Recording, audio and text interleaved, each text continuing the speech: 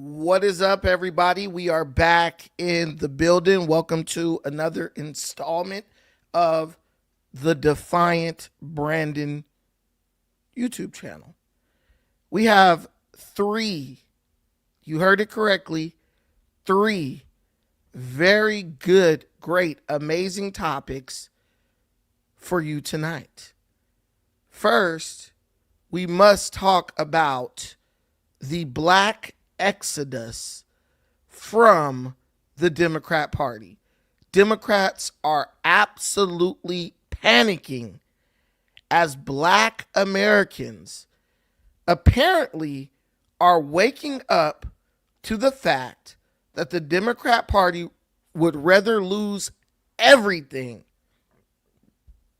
than actually deliver anything or any of what they promised to the black community. But that's not it. We also have to discuss Louisiana Sheriff Susan Hudson facing 30 felony counts, which could lead to a sentence of life imprisonment for her as Louisiana courts decide whether or not she purposely created a situation inside Louisiana jails that allowed inmates to escape. And I don't think I even have to tell you that she's black. And third, we gotta address this elephant in the room. I'm out here in Cali. You know what I'm saying? I don't know where y'all at, but I'm out here in Cali. And we are currently deciding who's gonna be our governor. And it's not looking great because everyone says they want to deal with corruption, but there are people who would rather choose race over doing what's best for the state. And those people here are Hispanic Californians who are openly supporting Gavin Newsom 2.0 in the form of really failed politician Javier Becerra. But stick around for everything. Stay locked in. I'm here with you guys for the next couple hours. If you're at work, you at home, you ending the day at work, you winding down, this is the place you want to be. I want to just let you guys know that there are a couple of things that this channel does differently from other channels. And one of those things is at the end of the show, we open up the show for any topics you guys would like discussed. If you have a topic you would like to discuss live, drop a $10 super chat and I will discuss any topic of your choosing for 10 minutes at the end of the show. I will pull up the video and give my thoughts. We'll watch the video and I'll give my thoughts on it. Any topic is cool. I don't really care. $10 super chat we talk about. So if there's something that you're like, oh, I wish you would talk about this, that's your opportunity. And then also contributions. If you would like to contribute to the stream, but you hear super chat and you're like, what the hell is that? We have the super chat feature, bottom right-hand corner, right next to the comment bar. But if you don't have that available, we also have PayPal and Cash App pinned to the top of the comment section. And also, if you love watching it vertical, straight up and down, that's awesome. But if you would like to watch it in the landscape, you can also watch it that way, either or. I just want to let you guys know all your options. That's what this channel is about, transparency. We are in the building tonight, and we're going to be here. We're not going to be here for a long time, but we're definitely going to have a great time while we are here. So let's get into it, man. We got to start with the blacks abandoning the Democrats. They told you that the Supreme Court was your enemy, right? That's what they tell us in the Democrat Party. Oh, we need to pack the court. We need to get new Supreme Court judges. They're racist. They're this, that. That is what the Democrat Party has fed their voters for like the past decade or more. They told you that without their federal overreach, you couldn't find a ballot box. But guess what? Black America just woke up and realized that the Democrat Party hasn't offered anything but a victim label for African Americans for over 60 years. They want to do something for the immigrants, they do it right away. They want to do something for the Hispanics, they do it right away. They want to pass the anti-Asian hate bill, they do it right away. But when it comes to black folks, Malcolm X said it best. Once every 4 years roll around, then they start talking about you. And talking about you is all they do, because they know that as long as they just talk about you and never give you anything, you'll keep chasing that carrot, waiting for the day when they're actually going to put some action behind the words. All. Somebody said stop generalizing. All. I'm generalizing. Get over it. Okay, now the courts have basically taken away the magic wand of civil rights that Democrats have been using on black people for 60 years. They've literally taken away the rose-colored meta glasses that the Democrat Party has been able to put on black people and blind them from the reality, the political reality of this country, right? Now that the court has struck down the overreach of the Voting Rights Act, the left is now panicking because they can no longer use fear to keep the black vote locked on the Democrat Party.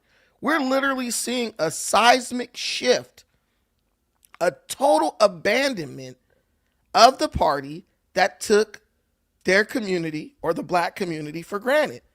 The blue wall isn't just cracking, it's literally being demolished, and it's being demolished for the pursuit of the American dream. I mean, I could hear it. Do you hear that sound? I hear it. That's the sound of the Democrat Party crumbling. They're crying. They're lamenting. Oh my God, what's going on? But y'all, let's be real. Everything they're dealing with is due to a situation that they created. They created this situation. They continue decade after decade to take advantage of black people, trying to appeal to us, talking sweet to us on one side, telling us they're going to give us this and give us that, and then kicking us in the ass on the other side and never delivering anything. It got to the point where they started openly telling you, we're not going to do anything for the black community. So why is it that they're so shocked that black people are now choosing the couch? They're choosing to stay home because we can't vote Republican, I guess. They're choosing to stay home, and the Democrat Party is seeing their power be zapped away. But they knew that this was coming. What they didn't expect was for there to be such a serious pushback against the unimpeded influx of illegal immigrants into this country. They honestly, the way their strategy was going, they thought that they would have been able to make all these illegal immigrants citizens by now. And their timing was totally off. Now they're stuck between the proverbial rock and a hard place. They bet against black voters. They bet on illegal Hispanic voters coming in as illegal immigrants. And they just basically ran into Donald Trump. And they did not think he was going to get elected again. They thought Biden was a shoo-in or Kamala was a shoo-in, which would have continued these policies, and they would have pressured all the rest of us to give illegal criminal aliens amnesty. They literally were treating the black vote like a permanent voting block that they could manipulate through fear. And I talked about it in my last shows. It's called fear-based programming. Oh, you better vote for me because you don't want to know what this other guy's going to do if you elect him. But the Supreme Court basically said enough is enough. They're tired of these games. They struck down a law that was really federal overreach, where districts were being drawn up based on color, which goes directly in the face of the very civil rights that black people fought so hard for. We got beat down, bit by dogs, hit by water hoses, so things would no longer be done based on color, only to see the Democrats try to weaponize the civil rights we fought for to do exactly what civil rights was supposed to be fighting against. Why did they strike it down, though? Because they knew the game is up. It's up. The more our country comes under attack from outside influence and the influx of the third world, the more people are getting into that Constitution. The more people are going back in history and re-examining the laws on the books. Because let's be real, these folks ain't about to let nobody take their country away from them without putting up a fight. And they need some footing. They need some ground to stand on to do what they will inevitably do, which is drive a large segment of this population that's illegal out of this country. The Supreme Court told you, the Democrat Party told you that without federal bureaucrats breathing down your neck in every state, you wouldn't have a voice. They lied to you. Black Americans, and I'm so proud of us for this, we're finally waking up and realizing that the party of high inflation, open borders, failing schools has not given us crap. No one. If you argue with black people who vote Democrat, you know where the argument always stops? It always stops when you ask them, what has the Democrat Party done for black folks? Roland Martin has gone as far as to say, hey, you don't get anything before the person is elected. That's a goddamn lie. Because we've been electing Democrats for 60 years. So how is it that after 60 years of putting Democrats in power, black folks still have not received anything in return? And at that point, I don't give a damn about, oh, you can't do nothing based on race and da-da-da. When they come to our doorstep, it's based on race.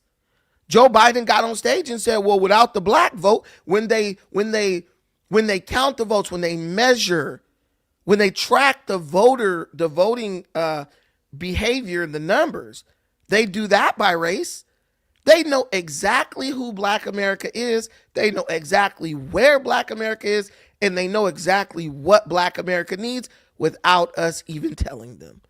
But every 4 years, every 2 years, it's the same old bull jive. Oh yeah, we got to get out the vote. We get revolt summits and get out the vote campaigns. You know what we don't get? We don't get tangibles. We don't get anything for being the voting juggernaut for the Democrat Party for the last 60 years. And every single black person and every person of every racial group watching this knows that. We all know it. But if you deal with the other races, they're not going to admit it because they're trying to see what they can get. And they understand that part of being accepted by the Democrat Party is that you accept that you have to agree with this idea that the Black American community will get nothing in exchange for their vote. It's like one dog bark, he get a treat. The other dog bark, he get nothing. And it gets to the point where the other dog just becomes okay with that because that's what he's always received. Nothing. And then they come out here and try to continue to fearmonger you, right? They say, oh, this is voter suppression. This ain't no damn voter suppression. It's actually voter liberation. People are now black people are now trading our dependency on the Democrat Party for dignity and the realization of our true identity here in America.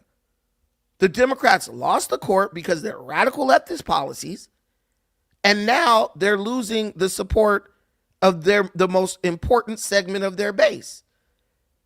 The takeover is official and is being led by who? Black folks. We always the leader in a lot of things, right? We're tired of being told how to think. We're tired of giving our vote, fighting, being the loudest voice in the room, all for nothing in return, only to be laughed at and mocked. As they say, okay, good job, Fido. Now let's put the LGBT community over you. Oh, good job, Fido. Now let's put the rights of white liberal women over you. Good job, Fido. Now let's put the rights of illegal immigrants over you. Like, y'all, do y'all understand that the illegal immigrant shit was the ultimate slap in the face? At least the other groups that they put over us, including but not limited to the trans, right? Making up less than 1% of the population, but their crap is still more important than black people, right? The illegal immigrants, though, the other groups, at least they're citizens. At least they're citizens. Right now in California, this state is going bankrupt. We don't have any money to deal with the homeless, right? Which the disproportionate amount of homeless in California are black. Go down to Skid Row. It's a gang of black people, mostly black people out there. And that's not a joke. The highest concentration of African Americans in Los Angeles County is on Skid Row. That is a fact. But when we say, hey, let's help those homeless people, let's help those people with mental illness or on drugs, they say, nope. Why? Because we got to give illegal immigrants health care. So you're going to bypass helping an American citizen with his mental health issues or his drug abuse issues, so you can provide free health care to illegal immigrants, people who aren't even supposed to be here. Thank God the Supreme Court struck down the Voters' Rights Act.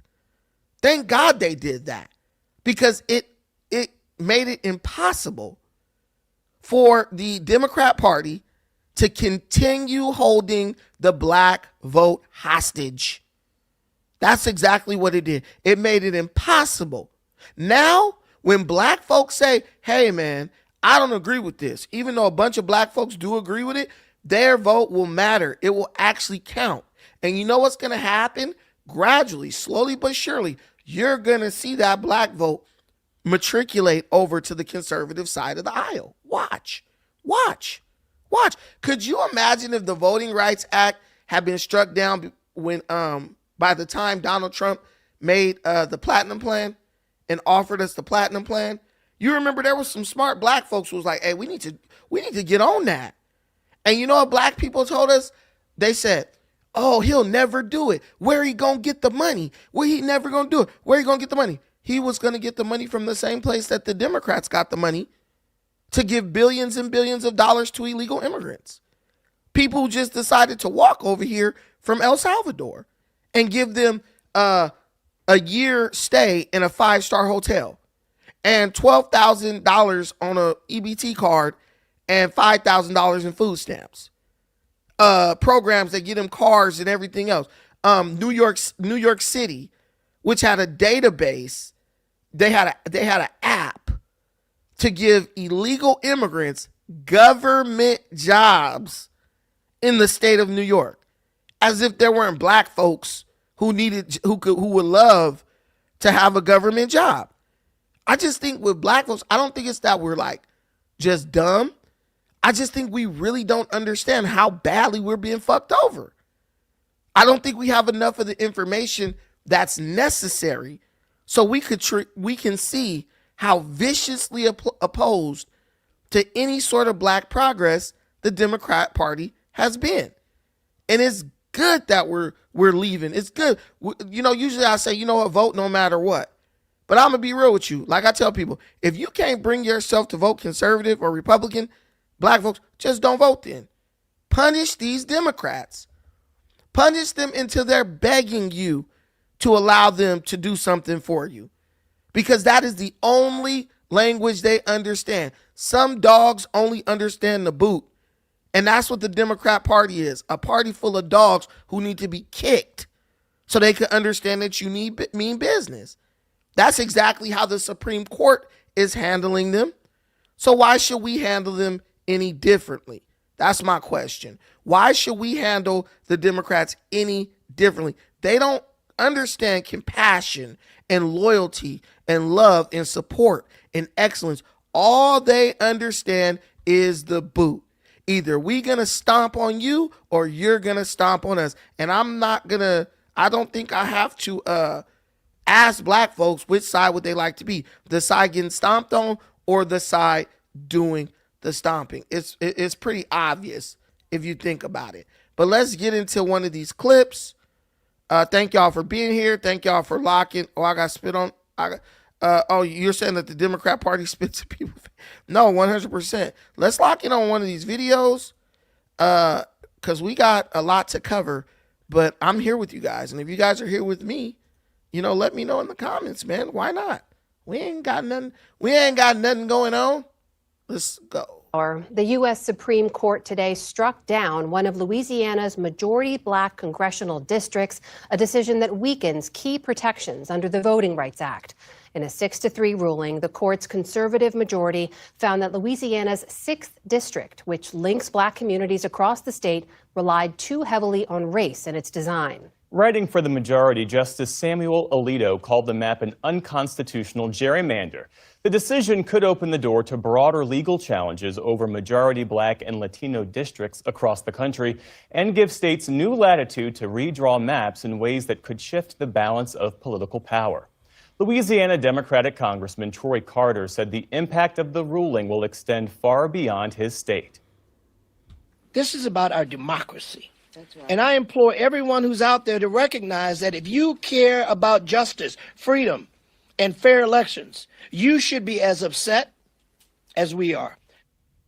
We are joined now by Amy Howe, NewsHour Supreme Court analyst and co-founder of SCOTUS blog, and Amy Walter of the Cook Political Report with Amy Walter. It's great to have the both of you here. So Amy Howe, we'll start with you. The Voting Rights Act of 1965, long been considered a cornerstone of protections against racial discrimination in voting, passed during the height of the Civil Rights Movement, expanded by Congress thereafter. Given that history, help us understand exactly what the court ruled today. So the court did two things. First, as the introduction suggested, it struck down this map that Louisiana drew in 2024 that created a second majority black district in Louisiana. And it had done that in response to a court ruling in a case that had been brought by black voters, arguing that Louisiana had violated the Voting Rights Act when it drew a map in 2022 because that map only had one majority black district. And those voters said that Louisiana had diluted their votes, that they had cracked and packed. The voting rights terminology goes black voters. And so it struck the 2024 map down, which was intended to address the Voting Rights Act violation. And then in the process of getting to that conclusion, the court articulated a new test, or as Justice Samuel Alito put it, writing for the majority, updated its old test for determining whether or not a violation of Section 2 of the Voting Rights Act, which prohibits discrimination on the basis of race in voting, exists. And it said if plaintiffs want to allege that there is a violation of Section 2, they need to show that there is intentional discrimination on behalf of the state when it's. Okay, so basically what she's saying is, okay, so the Voter Rights Act protected against racial discrimination when it came to drawing up voter districts, right? So the way Democrats use this, they misinterpreted purposely and said, well, we can draw up maps. In the maps, we can just make sure that the squiggly lines only surround black folks. If we have a whole district that's only encompasses black folks, we know that that district will always go Democrat because most blacks, 85 to 90% of blacks vote Democrat. So they were guaranteeing themselves congressional seats by making the districts predominantly one race, right? So in every state, they would be able to use the small amount of blacks because when it compared to whites and compared to Hispanics, there's a very small amount of black people in every state.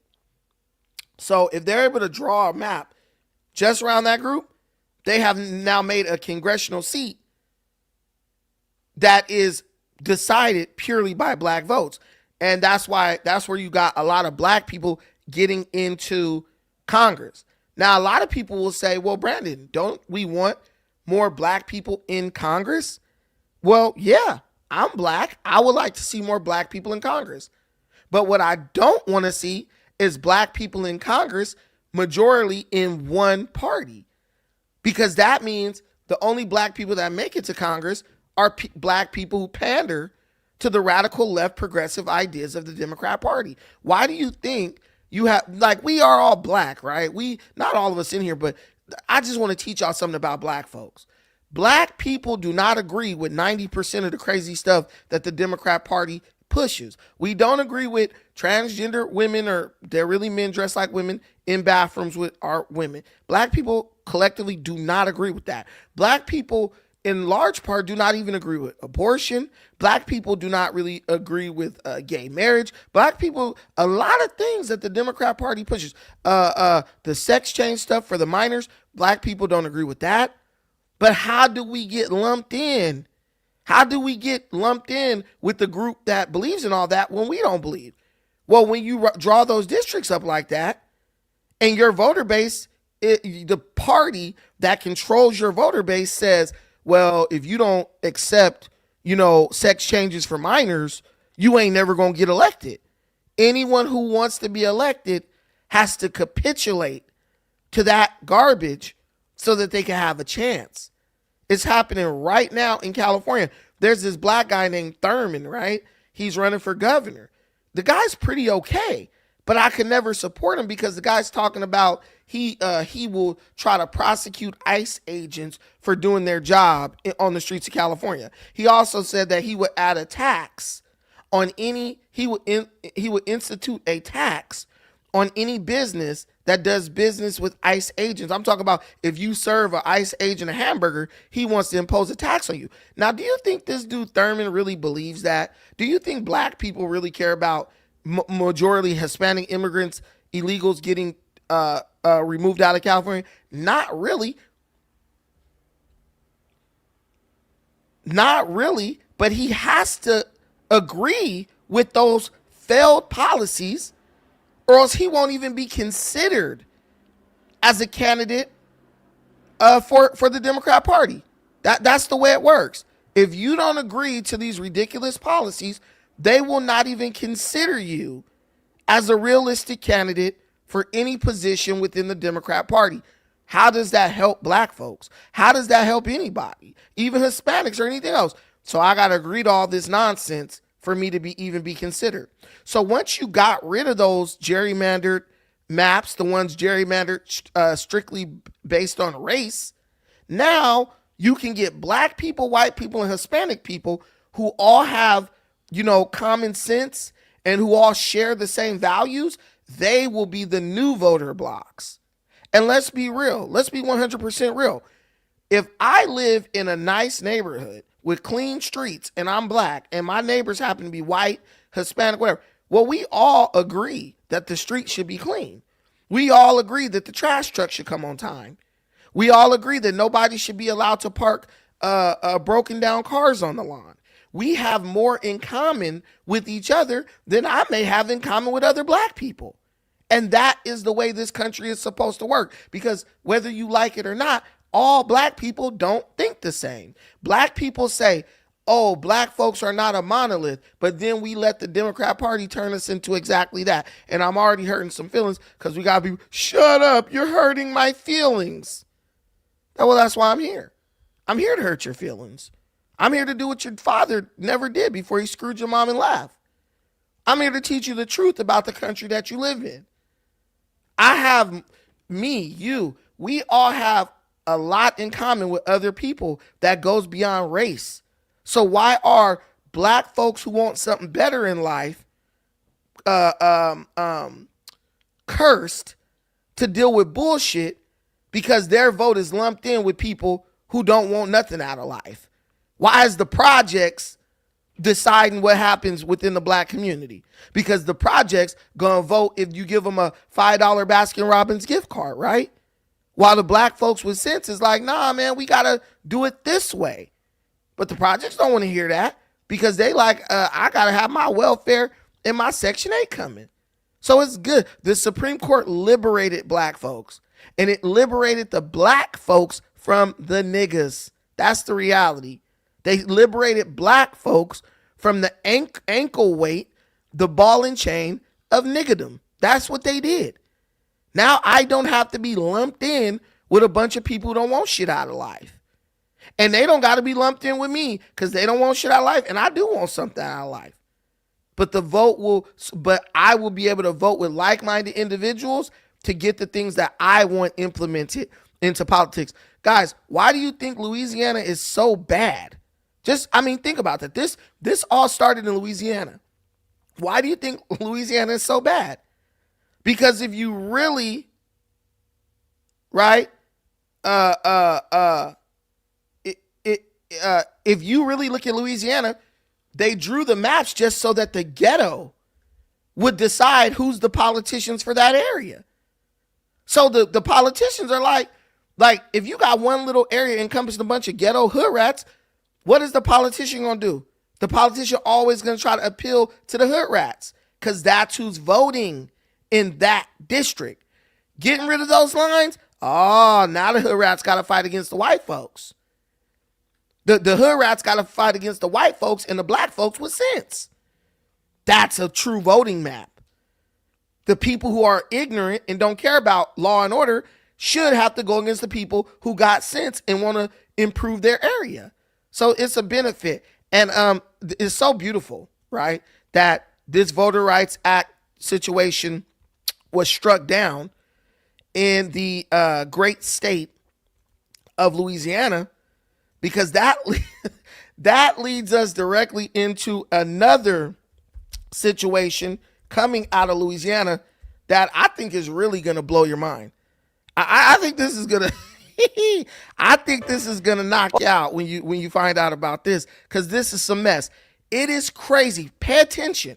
It is crazy that while these people scream and holler about racism, and the Supreme Court actually saves us from true racism, and everything, this whole argument started in Louisiana, one of the most crime-ridden states in the country. It's so amazing that at the same time, we are being given absolute proof that the Supreme Court made the right decision.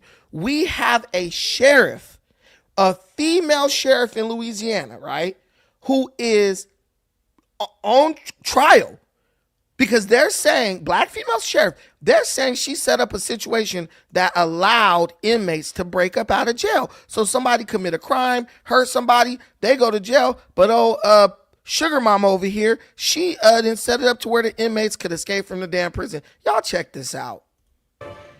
Orleans Parish Sheriff Susan Hudson and her Chief Financial Officer Bianca Brown both out on bond tonight after they were handed down a state indictment tied to the Orleans Parish jailbreak. Thanks for joining us, everyone. I'm Sharice Gibson. Last spring's jail escape led to a manhunt of 10 Orleans Parish jail inmates, and now it's leading to legal trouble for the outgoing sheriff. And Sananda McCall, she's been following the developments all evening. Sananda, what can you tell us? Obviously, a shock to everyone as she's getting ready to leave office. Yeah, absolutely. It's been some major news today. Now, just before leaving office, Orleans Parish Sheriff Susan Hudson was taken into custody, indicted on 30 felony counts for her alleged role in what prosecutors call one of the largest jailbreaks in the country. As I prepare to leave office in the coming days, I do so with gratitude. A day after holding her farewell press conference, Susan Hudson is facing a 30-count indictment. It's a case experts say is rare and deeply tied to the troubled history of the Orleans jail. Usually when you see, unfortunately, we've seen several times before, Orleans Parish officials being indicted, it's in federal court on charges of federal corruption, mail fraud, those sorts of things. Instead, the indictment was brought by Louisiana's Attorney General after a special grand jury investigation into the escape of 10 inmates from the Orleans Justice Center last spring. The Attorney General is going to have to prove that Sheriff Hudson intentionally refused or did not perform duties required by her office. Prosecutors say Hudson didn't personally open the jail doors, but argue her failure to meet basic legal duties led to the escape. The fact that intentional misconduct is required to prove all of these crimes makes it, at the very least, an interesting, if not a difficult case for the Attorney General's office to prove. Former WWL investigative reporter Mike Pearlstein says the indictment suggests prosecutors are looking beyond this moment. that just raises the question, just speculating that there may be something systemic that ran through the course of her term, in office. If there was anything to do with obstructing this investigation into the jailbreak in the aftermath of that crime, then we'd see kind of more traditional charges that might be brought in state court that relate to not in this case, the jailbreak itself, but the cover-up afterwards. To say that Sheriff Hudson had a rocky 4-year tenure would be an understatement. I can't even begin to speculate as to why these charges were brought now rather than weeks or months ago or 2 or 3 weeks from now. There's no telling. Hudson's chief financial officer, Bianca Brown, was also indicted. Both surrendered their passports and are due back in court on Thursday.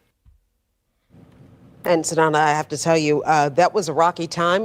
Mike Pearlstein was right in saying this, that 4-year tenure that she served as the first African-American woman to serve as sheriff. It was a rough tenure, and it also dealt with public trust. A lot of people said they lost faith in public trust in the sheriff's position. What did they have to say about that? Yeah, so we know that when Sheriff Hudson inherited this jail, it was in pretty tough condition. We know that she took it on when there were staffing shortages, there were security problems, and her leadership promised to go about reforming this department, as well as expecting more accountability from the department itself once it was inherited. Right. But after the jailbreak, a lot of people lost trust in that situation. Even the AG's office said that only her leadership made problems worse. We did hear from the sheriff-elect, Michelle Woodfork, who says that there has been a goal after she takes office on Monday to restore a new era of leadership. She said that she's hoping to bring about accountability, transparency, which we did hear that again from Sheriff Hudson when she first took office. So a lot of people are kind of trying to wait and see. And we do know that right now, Sheriff Hudson as well as Bianca Brown have been released on bond. All right, thank you so much. A lot to play out for this one. I know that we have a lot of questions still that need to be answered in regards to the timing of it all as well. Sanana, thank you so much for your coverage throughout the day. All right, so what I'm seeing is they done got another black lady. They got another light-skinned chick up in here, which color don't mean nothing, but she's cute. Ooh, my goodness. They got this Woodfork lady. She has just been elected, and I kind of see it's more of the same stuff. People being elected so that they could meet the quota of being first and quote-unquote make history for the black female in this country, and there's nothing wrong with that. You just have to make sure that let me stop lying. You shouldn't be putting women damn near period, and let alone black women, in no position of authority. I'm not gonna lie to live. I almost lied because I was trying to be politically correct, but I can't think of a black woman other than maybe Condoleezza Rice, maybe Winsome Sears, somebody like that who I would put in a position of real authority. If I just rack my brain, what black women would I really trust with the reins of anything, or women period, would I really trust with the reins of anything in this country? Maybe Tulsi Gabbard, maybe Tulsi Gabbard, but beyond that, none, because it's like the expectations, in my opinion, are lowered when you put a woman in the position. And I think a lot of women feel like they gotta they're more above, they go above and beyond with the feistiness aspect of it, but they don't go above and beyond with the performance, the execution aspect of it. I mean, look at this lady, Susan Hudson, when she was being when they were deciding on it, they were calling her a reformer. They said she's progressive. That's a red flag. I don't want anyone who's progressive. There are certain things in this world that need to always be conservative, like jail systems, jailing systems, prison systems. I don't want the new progressive outlook on that. I want it to damn near be a dungeon so the people who go there won't ever want to go back. I don't want it to be a day camp where they're like, oh, I'm going to just go over there and hang out for a while. Right? Now, they're just calling this chick a defendant. Susan Hudson, she's literally facing 30 counts in this indictment. And if she's convicted, she will spend the rest of her life behind bars. And I want to say it's all her fault, But the people who put her in power should have known better. But guys, let's be real. Who's voting for sheriff? Who's the voter bloc in that area that's deciding that sheriff? The parents of the same black folks who she's locking up. So do you think her true allegiance will be to law and order? Or will her true allegiance be to the Pookies and Ray Rays and their parents who are keeping her employed? I mean, it's pretty simple when you think about it. This is the natural conclusion of the radical leftist policies of Louisiana. And thank God the Supreme Court struck down the Voting Rights Act, because now the map will be opened up and you will have more people, black, white, blue, and green, with common sense voting as to who will be the next sheriff in that area, right? 10 inmates just walked out. Listen, y'all saw that video that we played earlier. 10 inmates just walked out of this lady's jail like it was nothing, like they was visiting. They walked out of her jail through a hole that was behind the toilet. And she spent months pretending like the hole didn't exist and like it wasn't really a big deal. And I'm telling you, she probably left that hole there purposely so people could escape. She probably was paid off. This ain't just about the jailbreak, though. It's about a total abdication of her duty. This lady prioritized social justice theories, right? Social justice theories over the safety of the people of New Orleans and the families there. Criminals escaping through a hole in a wall in the middle of the night to go do more crime. She chose to play activist instead of being a sheriff, while her prison was literally rotting away and inmates were escaping. She's being charged with malfeasance, obstruction of justice, falsifying records. This indictment reads like a manual on how to destroy your career as sheriff, literally. We are watching the collapse of the radical left in real time. The first story connects directly to this story because the first story was hinged on a decision made by the Supreme Court based on charges that were brought up in Louisiana. And everywhere you go, you talk to anybody from Louisiana, they'll tell you the violence is out of control. People getting killed over frivolous arguments at barbershops. People want to kill you because you mess with the girl that they mess with. People having road rage, jumping out, pulling out AK-47s, gunning each other down. That's not the way it's supposed to be in any American state. But do you think it's a coincidence that in the place where this stuff is running rampant, they are making a concerted effort to elect female activist sheriffs instead of real hard-nosed law enforcement that's going to do the damn job? Okay, guys, so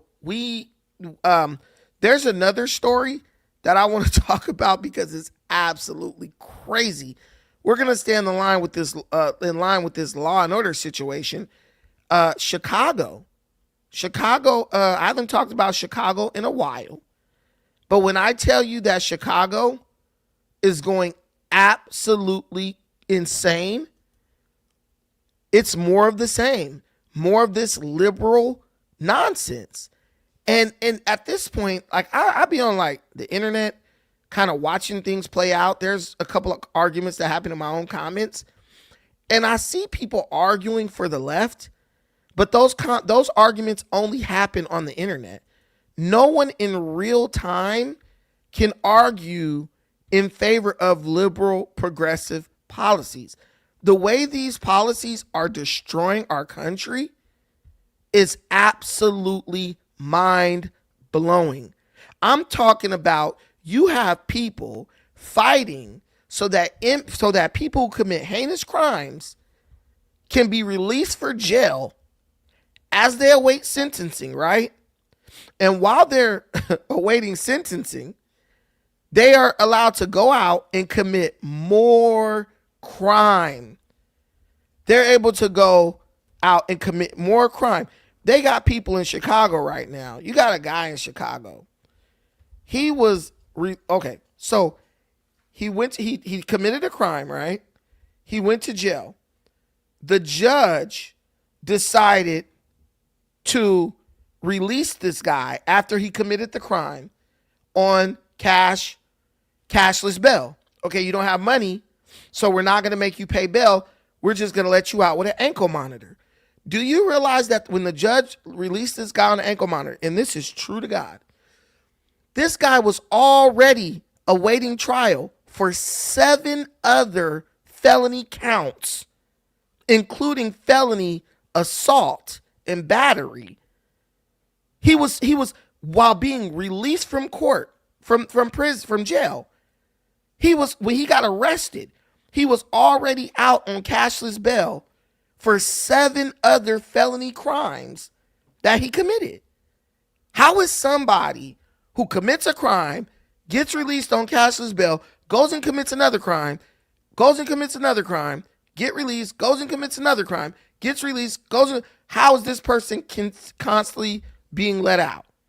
And what's going on? This resulted in 2 police officers being killed at the Swedish hospital in Chicago, where this guy managed. Now, mind you, he was already out on bail for 7 other felonies. This guy was arrested and taken to a hospital.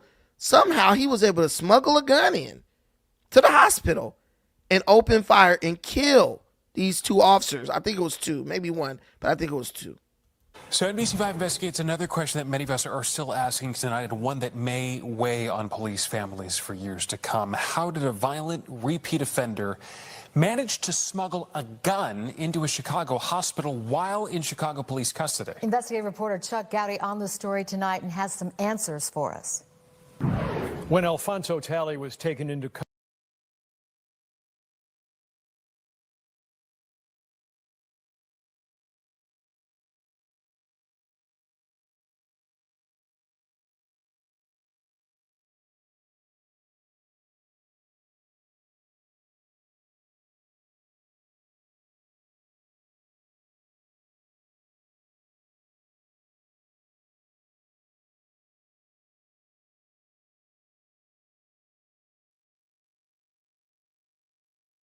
custody and put in a CPD transport wagon, the police policy called for him to be handcuffed and searched head to toe. It's a procedure repeated thousands of times a year in Chicago and on hundreds of occasions for patrol officers. In Talley's case, investigators are still searching for how he managed to sneak a gun into a hospital emergency room past 2 veteran officers and hospital security who all had to search him. The moment of truth for many Chicago police officers, an arrest and search for dangerous weapons. This 26-year-old career criminal, Alfonso Talley, whom prosecutors say appears in a lengthy rap sheet of gun crimes and shouldn't have been on the streets, last Saturday managed to smuggle a Glock 10mm pistol like this, branded as a subcompact and easily concealed. Now, law enforcement sources tell the NBC Chicago investigative team that Talley hid his illegally obtained weapon in the folds of fatty skin, his weight recently down from 320 pounds to 280. Despite Talley being unclothed for a medical check and covered with only a hospital blanket, the gun went undetected during several searches. Prosecutors say the chronic felon pulled the gun from beneath the blanket and began firing at both wagon officers. Remember, professional criminals, people that are carrying guns, are professionals at what they do. They do not want to be caught. They are very good at secreting weapons upon their body. I'm not trying to be funny, but this man, from what they're telling us, this man hid a weapon in between the folds of fat on his body, bro. I thought when they searched you, they kind of like rubbed you up and down the sides and stuff to make sure. I mean, I've been searched before. Like, I thought they like kind of went down, patted. Like, you telling me this dude was that ginormous to where he was like ready to kill? Like, he had a gun. hidden under his folds of fat, bro. That's fat. That's big as hell. That's absolutely crazy. But this just shows you that people see, sometimes you might see a big fat person and think like, oh, they're not a threat. And that's probably what those cops were thinking. But sometimes when you see somebody who is huge, gelatinous, and just ridiculous, a lot of those people are struggling with like mental illness, or they're just criminal minded, right? I remember I have a homeboy named Q. Bro was like that. He used to be real slim and trim, used to get all the girls. One day I see this dude, he's like 450 pounds, blubber everywhere. Next time I saw that dude, he was wearing a dress and a wig with lipstick. I was like, that's a sign of mental like health deterioration, in my opinion. But this guy was a violent criminal. To hide a gun under your folds of fat and then say, let me go for the gun and kill 2 officers. Why was this guy on the streets? Why did this guy continuously get cashless bail? And it makes you wonder, like, when you're walking around in your own neighborhood, you be looking at people like, man, I hope this dude ain't out on cashless bail and he really a psychopath, or this female, I don't know, maybe it was a 25. I could only think of a 25. Former CPD Chief of Detectives Gene Roy says this department directive lays out custodial search policies, including occasional searches of genitals, buttocks, anus, or undergarments. When Talley was arrested last weekend, he told arresting officers that he had swallowed 5 bags of drugs and needed medical help. Investigators believe that ploy was to get inside Swedish Hospital, where he would be unhandcuffed for an imaging scan. That's when he retrieved the gun hidden in rolls of skin, according to law enforcement sources. How did Talley know about the possible escape point? We've learned Talley made a very similar drug-swallowing claim a year ago. According to this Chicago police report we've obtained, April 2025, Talley was arrested and said he'd swallowed multiple bags of crack cocaine and was transported to the hospital. On that occasion, there was no gun. But during arrest, officers... They're saying that this was a 9mm handgun. Bro, do you know how big that is, bro? That's like this big. Bro had a 9mm handgun under a folded fat. Ooh, because if it was like a deuce 5, like a 25, I'm thinking he could probably stuck it up his ass. But a 9mm? Nah, like they either didn't do a proper search or something. I don't know. I don't know what's up with that. Aren't likely to know such history, according to Roy. In 90% of those cases, you are not going to know who that individual is, what their criminal history is, and what sort of background they may have had. Are they a violent offender or a non-violent offender? You would be shocked at how resourceful criminals are to avoid getting caught with a weapon or to try and bring a weapon into a facility where one is not allowed.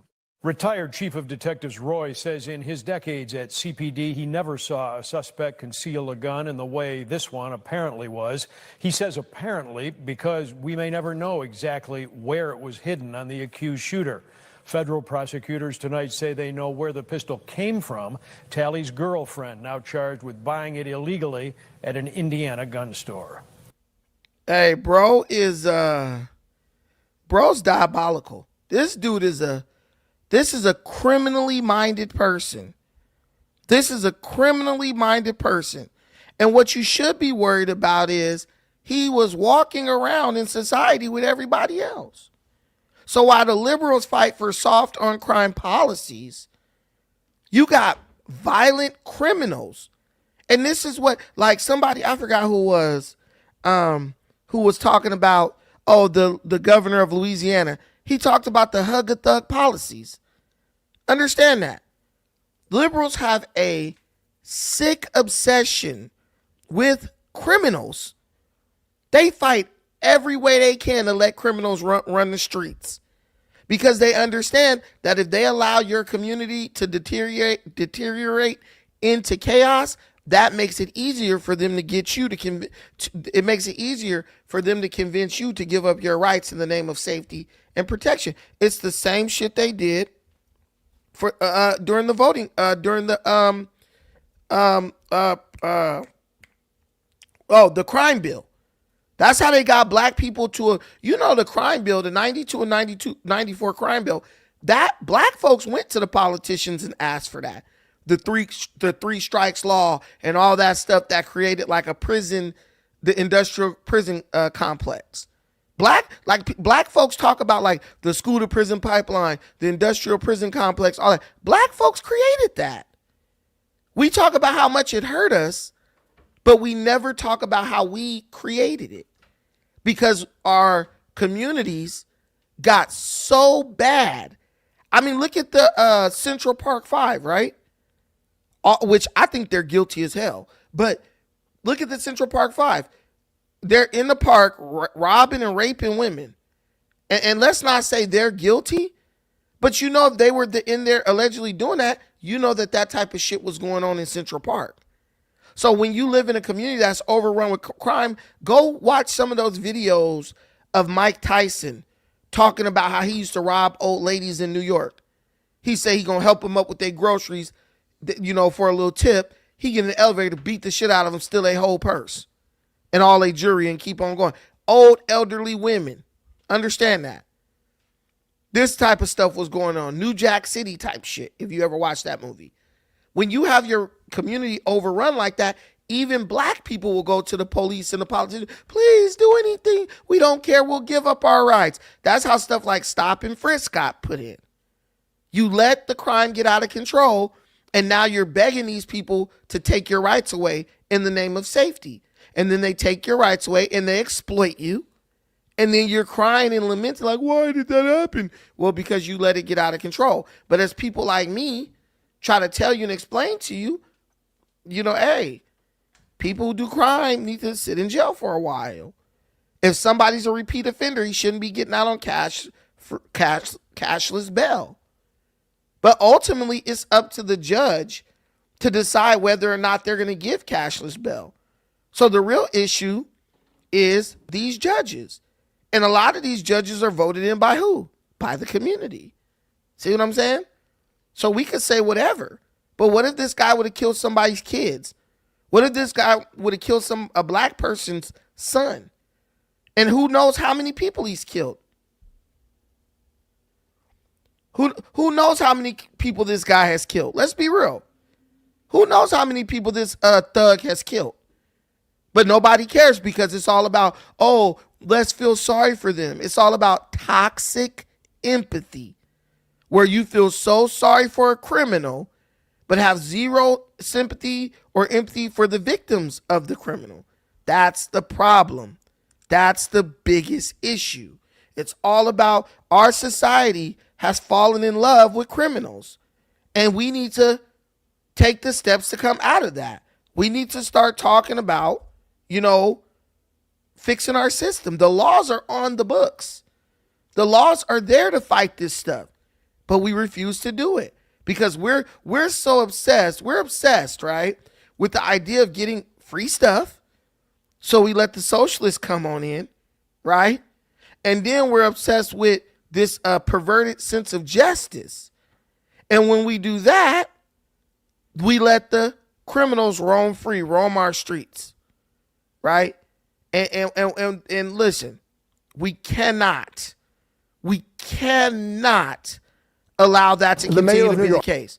But I want to move forward because you know, Chicago, that dystopian city, is run by Mayor Brandon Johnson. Black dude, just an idiot, loves criminals, right? But let's go over to the other dystopian apocalyptic city in America, New York, run by socialist Marxist Zohran Mamdani. Mamdani was recently humiliated when asked about his continued taxation or attempt to tax the rich. He's chasing all the billionaires out of New York. They're running away to Florida and Wyoming. And he's trying to threaten the governor of the state, saying, you know, he'll basically mobilize all of New York against her if she doesn't continue to raise draconian taxes on billionaires, which we know how this works, guys. They tax the billionaires leave, those taxes fall onto the middle class. That's us, the middle class. If you got $1,000 cell phone, you're probably in the middle class. That's you. You know how you like getting a tax return? That's going to be gone. Because once the billionaires leave and go to states with more favorable tax policies, someone has to pay for all this free stuff bro is promising. And it ain't going to be those billionaires. The mayor of New York getting pushback from billionaire Ken Griffin and his company called Citadel. Griffin threatening to not go forward with his planned project in Midtown Manhattan. If you remember, if you watched the show the day we covered that originally, I said that this is pretty insane that he would just pick a billionaire and stand outside his house. Up there, it's basically saying to the people, you know, when you come for the rich people and you break into the, you break past the doorman and you're going to like burn a place down, this would be a pretty good place. Like for this penthouse, which hedge fund CEO Ken Griffin bought for $238 million. What is the point of that? What is the point of... So Zohran Mamdani, he's doing this like he's doing this like commercial basically, trying to sell this idea of like tax the rich to New Yorkers, right? He's already sold it to them. That's how he got elected. But he goes to this CEO, the guy's the CEO of Citadel, which is a hedge fund, right? And he goes in front of bro's apartment, $238 million apartment, and it's basically like, oh yeah, the CEO of Citadel has this apartment and he hasn't paid his fair share and blah, blah, blah, blah, blah, blah. And like just this whole narrative lie, right?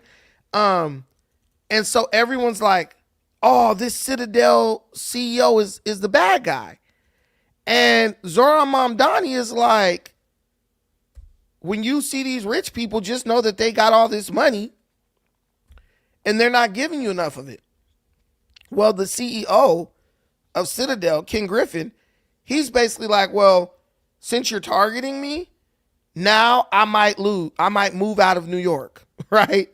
So you want my money so bad that you're going to come to my house and point at my building where I live, where you guys remember the guy Luigi just killed a CEO a couple of months ago. So people are saying that when Zohran did this, he was literally putting the life of this CEO in danger, which I would agree. If you show people where this guy lives at, they could stalk this guy, hang out outside of his house, wait till he walks outside and kill him. So now this guy is saying, you know, I might just leave New York. Well, he doesn't even live in New York full time. He actually lives in Florida now, but he still has the penthouse there. He's saying he might move Citadel out of New York. Listen, he might move Citadel out of New York so that, you know, so that he doesn't have to deal with being harassed by Zohran Mamdani and the people who are out here saying, oh, the rich need to pay their fair share. And you know, you got a lot of people who will say, like, I got someone in the comments, Naeem Reed, paying taxes is patriotic, right? See, the thing with Naeem is this person doesn't really understand the way their own country works. They don't understand the politics of New York. They don't understand who's actually paying the taxes in New York. They just are, this type of person just cuts off their nose to spite their face, because Citadel paid over $2.3 billion in taxes last year. And this guy gave over $625 million of his own money towards New York social programs. So what do people mean when they say, oh, the rich aren't paying their fair share? I know I didn't pay no $2.3 billion in taxes last year. I know I didn't give $625 million of my own money to social programs in New York. Ken Griffin did that. But now, because Zohran wants to play cute games, trying to shame and trying to rally people up, Ken Griffin is like, I'm out. I'm about to leave the state totally. And I'll give this money to cities in Florida. So the more he tries to push like the rich aren't paying their fair share, you don't see people running and saying, well, let's see how much the rich really did pay. They're not doing that. They're just believing everything this crook Zohran Mamdani says. But bro's mom is a multimillionaire. Bro's father is a multimillionaire. So why aren't they paying their fair share? See? Everything is falling apart with this situation. They are literally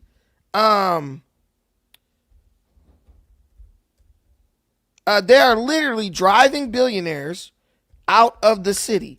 And understand something. Millionaires and billionaires in New York pay like 61% of all taxes in the city. They pay 61% of all taxes in New York. So when they get mad and they leave, who do you think those taxes fall on? The middle class. And then here's the thing. Like my granddaddy used to tell me. He used to say, everybody is rich to somebody. So when people say like eat the rich, tax the rich, guys, if you make $150,000 a year, you're rich to somebody who makes $20,000 a year or doesn't make nothing. They live on welfare. So the rich, the definition of rich, it will just continue to change as the richer people leave the city. That's all it is. It's literally it's a self-destructive policy. It's a self-destructive policy. And every rich person in New York is going off on this dude because of this policy.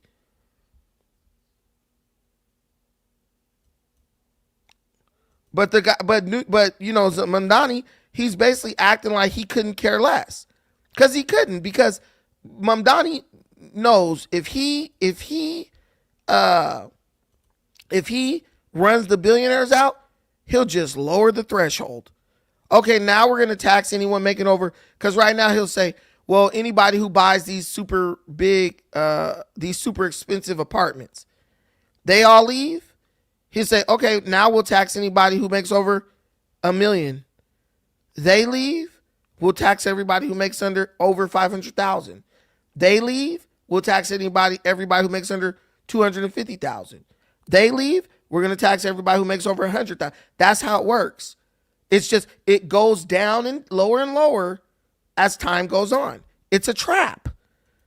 And I compared this to the Bible a while back when I was telling you there's a scripture that says, if you dig a hole for someone else, beware that you don't fall in it. And that's what we've begun to do in America. You know, even though people are rich, they're still your neighbors. 9 times out of 10, if someone in your neighborhood is rich, you won't even know. There are a lot of multimillionaires walking around dressed like Bill Gates, like t-shirt and a flannel. But when you dig a hole for rich people because you really hate them because they're successful, you don't understand that you might fall in that hole, because when Citadel leaves, who replaces the 200? If Citadel leaves, who replaces the 2,500 jobs that Citadel provides within New York? If Citadel leaves, who replaces the 6,000 permanent jobs that are going to be created when Citadel builds up its new construction project in New York City? See, you lose. You can hate the rich all you want, but the rich are often the people who are the real OGs, right? You know, in our community, you hear people talking, oh, the OG, that's the OG, that's the OG. Well, the rich are the OGs, but in a different way. They're not original gangsters. They're opportunity givers. See, a lot of y'all black folks sit up and do security, right? There's a security company here. I'm not going to say the name of it, but it's very big. And every time you see somebody with the little patch on, they black. Well, I got a chance to meet the guy who's the CEO of that security company. And he's a white dude. And he provides jobs all over the world. All over the world. Probably hiring thousands and thousands of black people. So if we run that dude out of California, get out of California, you asshole. And he says, okay, well, I'm going to take all the jobs my company provides out of California. That will be thousands and thousands of black folks who won't have a job. But we don't think about it like that. Because African Americans, for some reason, we don't think we are really a part of America for some reason. We don't think that what happens with America affects us unless it's something that Donald Trump is doing. Oh, hi, gas. But you ain't American, so why do you care? The mayor of New York getting pushback from billionaire Ken Griffin and his company called Citadel. Griffin threatening to go forward, not go forward, with his planned project in Midtown Manhattan. That would create, he says, 15,000 permanent jobs. Now, this all started when Mayor Mamdani made a social media. Hey, I messed up. I said 6,000 permanent jobs. That will make 15,000 permanent jobs. So Mamdani is going to run Ken Griffin out of New York, right? With him is going to leave not only Citadel in those jobs, 2,500, 15,000 new jobs that he was about to create. Guys, listen, 15,000 permanent jobs this guy's creating. Leave this man alone. Leave this man alone. Turvit Hughes said, so says Ken Griffin.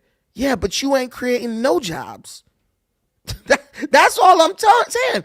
All the critics of the job creators, aka the OGs, the opportunity givers, they're not creating any jobs. I just hired 2 new people for the business that I have. How many jobs are you creating? None. And that's the craziest thing about this conversation. All the people who aren't employing anyone are always talking about how someone is not giving their fair share.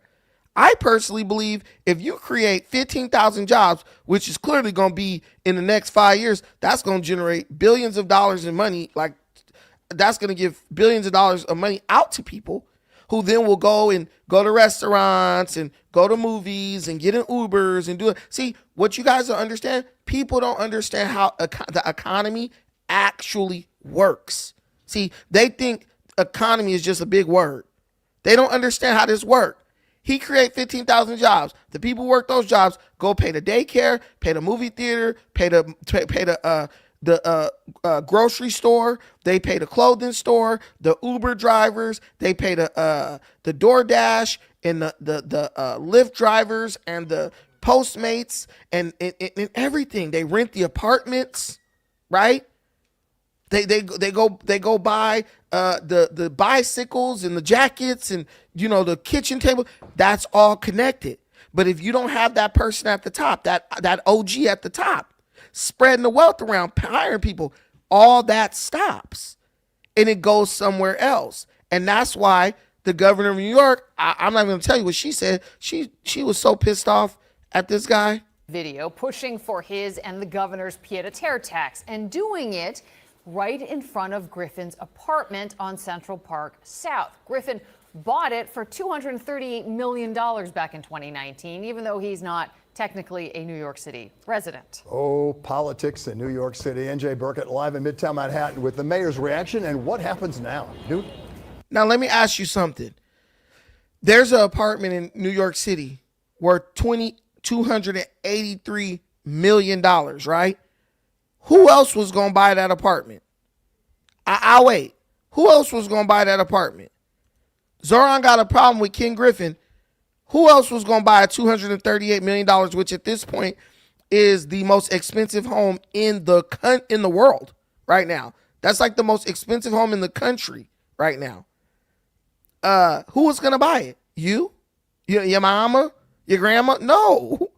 So he bought it, and it's just his part-time home for when he's in New York. So he owns it, he maintains it, he pays the mortgage or whatever else, and he doesn't use the services in the building or in the neighborhood at all because he's gone to Florida where his real house is, right?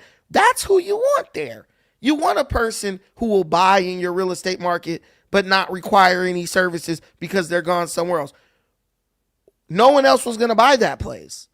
He bought it. You should be thinking, not only is he buying that place, he's creating 15,000 new jobs in New York when he could create those 15,000 new jobs in Florida or anywhere else, LA, Vegas, anywhere else. These are the people you should be working with. Instead, Zoran wants to attack these people. It's crazy. Yeah, Bill, outside Griffin's apartment here on Central Park South, this is where Mamdani made his video last week. He campaigned, of course, as a Democratic socialist, and he insists tonight he's doing exactly what he was elected to do. So a clash with the city's billionaires was all but inevitable. Mayor Mamdani was making no apologies today. Asked if he regrets the video, his answer was simple. That home, when it was purchased, was the most expensive home in the United States of America. Last week, the mayor stood outside 220 Central Park South. Today, we're taxing the rich.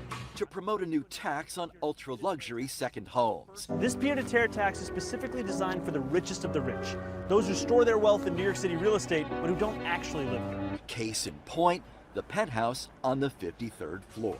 Which hedge fund CEO Ken Griffin bought for $238 million. Griffin lives in Miami, CEO of Citadel, a hedge fund that employs 2,500 people in New York. In a memo to the staff, the chief operating officer wrote, quote, "It is shameful that he used Ken's name as the example of those who supposedly aren't carrying their fair share." Griffin and the staff paid $2.3 billion in city and state taxes, he said, and Griffin himself directed $650 million in charitable gifts to city institutions. That their planned 1,600-foot tower on Park Avenue will create over 20,000 mostly permanent jobs. Then adding, the project, if we move forward, will entail more than $6 billion of spending. If Griffin is reconsidering, Mamdani seems unconcerned. I am intent, however, on balancing this budget in a manner that asks the wealthiest and the most profitable corporations to pay that little bit more so that everyone can afford to live in the city. And that means Ken Griffin, and that means so many others across the city. And that also means those who would love to join us in the city.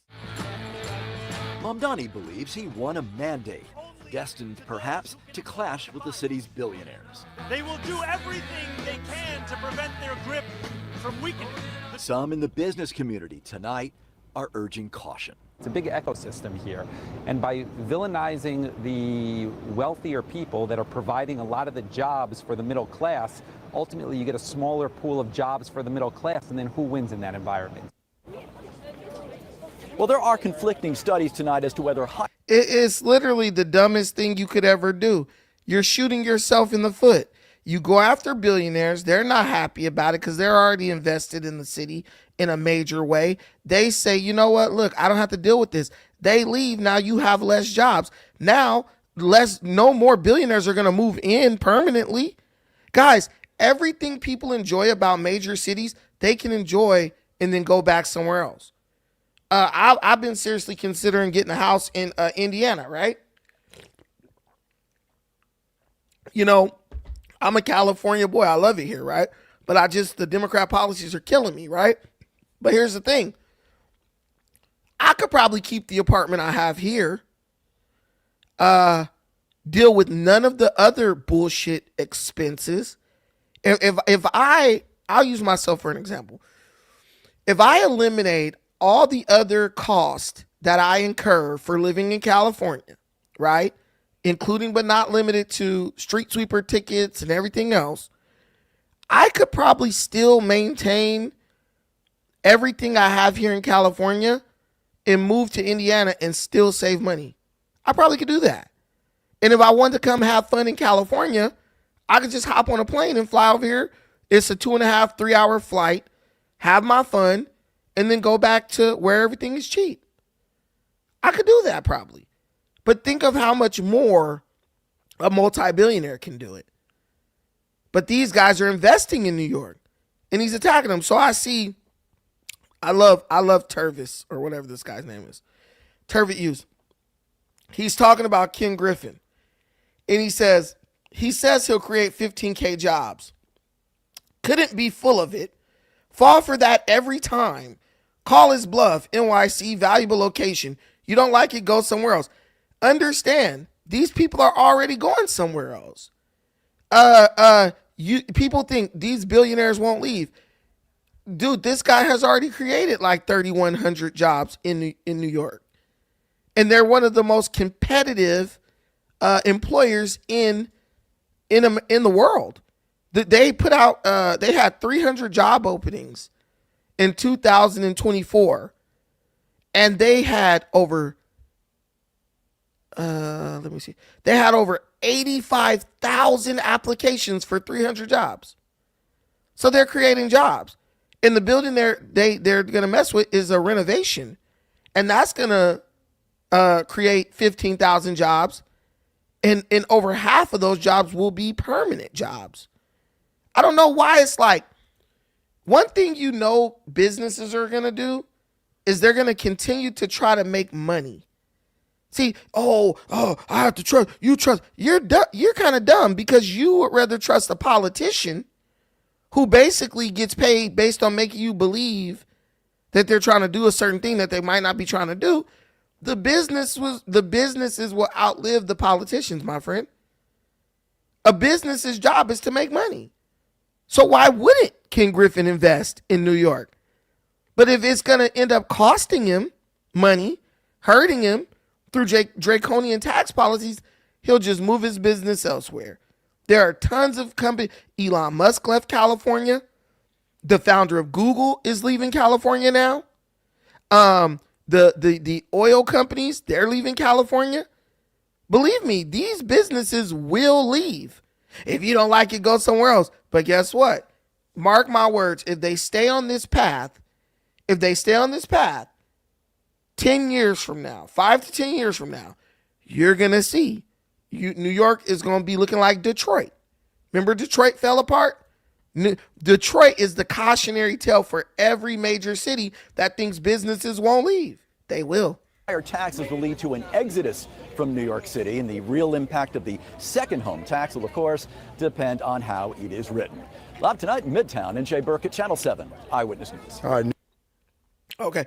But yeah, it's just emotional arguments, and people like Zohran Mamdani, they know how to manipulate, emotional people. They're master manipulators. The people they hate the most are the people who ask questions. That's the whole thing. They don't want you asking any questions, because if you ask questions, they have to explain. And let's be real, they cannot explain. They cannot answer these questions. They can't. They don't exactly know how it's going to work. They don't know exactly how it's going to work, but they're going to keep screaming it at the top of their lungs because it gets a reaction out of you. And it's like every man, we know, work. If you don't work, you don't eat. So work for what you want. Stop waiting for somebody to promise it to you out of somebody else's pocket. That never works. That never, ever, ever, ever, ever works. Ever. And man, I'm telling you, throughout history, we've been taught this lesson. Socialism, it is not an American idea. It's not an American idea. It's not something that Americans have ever entertained. Understand that. And to think that Americans are suddenly going to start entertaining it is just ignorant. Americans are never going to buy into that. Never, ever. As much as we might want it to be the case. Hold on, I want to give you guys. Felt that video. I want to give you guys this other little clip real quick to cap this story. I think it's right here. Let me see. Because now, the New York governor, she's all over this guy. Before he meets with the governor Hochul as he reconsiders his company's investments in the. Okay, so now this guy, Ken Griffin, he's trying to meet with the governor of New York. And she's pissed off. And she's basically said she's tired of being extorted by Zohran Mamdani.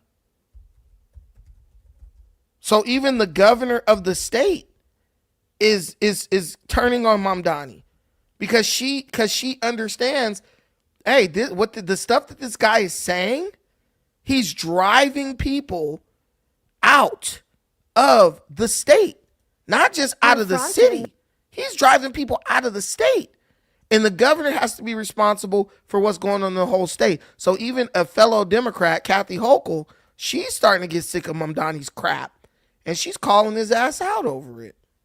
New front in Manhattan's tax tussle with billionaires, business leaders, and politicians all in the mix today. Governor Hochul is meeting with billionaire Ken Griffin, trying to ease tensions with the hedge fund CEO over the proposed pied-à-terre tax. Eyewitness News reporter Lindsay Tuckman live outside the governor's office on Manhattan's East Side. Lindsay? Yes, Sandra, the governor actually said that this meeting with Ken Griffin was scheduled months ago before that video went viral of Mayor Mamdani talking about the billionaire in regards to the pied-à-terre tax. But despite it being scheduled several months ago, we all expect that it is likely going to be a big topic today. We also understand that they will be talking about the future direction of New York City in this meeting. We are here outside of the governor's office, but this also comes as local city leaders are discussing ways to close the budget gap in the city. Now, Ken Griffin is the billionaire CEO and founder of the hedge fund and market trading firm Citadel. And it is, again, expected that him and Governor Kathy Hochul will be discussing the tax on second homes that has been proposed in New York for second homes worth more than $5 million, aka the pied-à-terre tax. Now, Griffin made headlines recently when Mayor Mamdani called him out, as well as his Manhattan home, by name in a video pushing for that tax. Griffin called it a personal attack that could be rather dangerous to have his home online like that. Mamdani, meantime, though, has been pushing to, quote unquote, tax the rich, pleading as well for more money from state lawmakers to close the city's $5 billion budget gap. He will also be meeting with business leaders here in New York. Specifically today, Mayor Mamdani is meeting with Bank of America CEO Brian Moynihan this afternoon, and this comes after he met with Chobani CEO Hamdi Ulukaya on Monday. So as for what Griffin and Hochul will be discussing, well, the CEO was at an investment conference in Oslo this week where he said they're likely to talk about his company's planned office tower at 350 Park Avenue and if that still will be moving forward after this event. Governor Hochul also spoke about their meeting.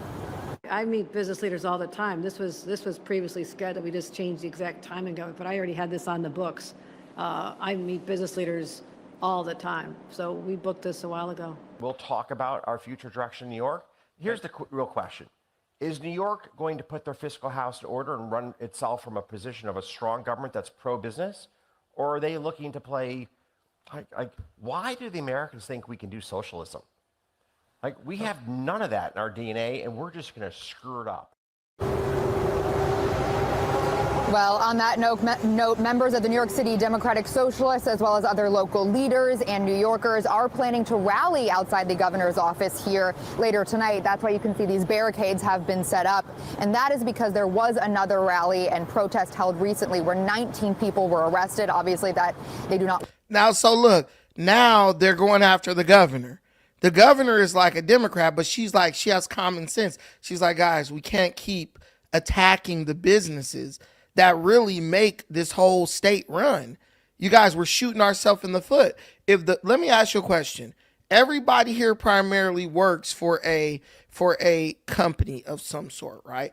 I work for a small family-owned company. You guys work for companies, maybe a major corporation or whatever. I really don't know. But if that company leaves your state today, where do you work? If your governor goes at that company and says, screw you guys, we're raising your taxes. If you don't like it, leave. And that company says, okay, we'll leave. Where do you work? Oh, I'm going to live off of welfare. Well, someone has to pay taxes for the money to be available for you to live off of welfare. And everybody knows that welfare don't cover no bills these days. Let's be real. It's like anybody who doesn't understand these basic concepts, you need to watch the movie The Lion King. And you know the song that they sing called The Circle of Life? That is basically an economy. If you drive out the rich, they don't create the jobs, they don't use the services that you profit from. If you drive out the middle class, they don't buy DoorDash. You work DoorDash, they're not buying DoorDash. Now you have no DoorDash job to work. So as much as we take this stance, like we don't give a fuck, we don't care. Yeah, well, that your kids can't eat. We don't care. Your kids can't eat. Tax the rich. They can't. But I want you guys to listen to this part of this video where Zohran Mamdani, they do like a town hall style interview, and a citizen of New York asks a very basic question to Zohran Mamdani. Can you explain how any of what you're proposing is going to work? And Mamdani gives him an answer that I think is a characteristic of his whole campaign and socialism in general. I tell you guys about socialists and people pushing for it. They can never answer basic questions directly, because if they tell you what they're really thinking, you would no longer support them. And here we go with the, shut up, Brandon, you're hurting my feelings.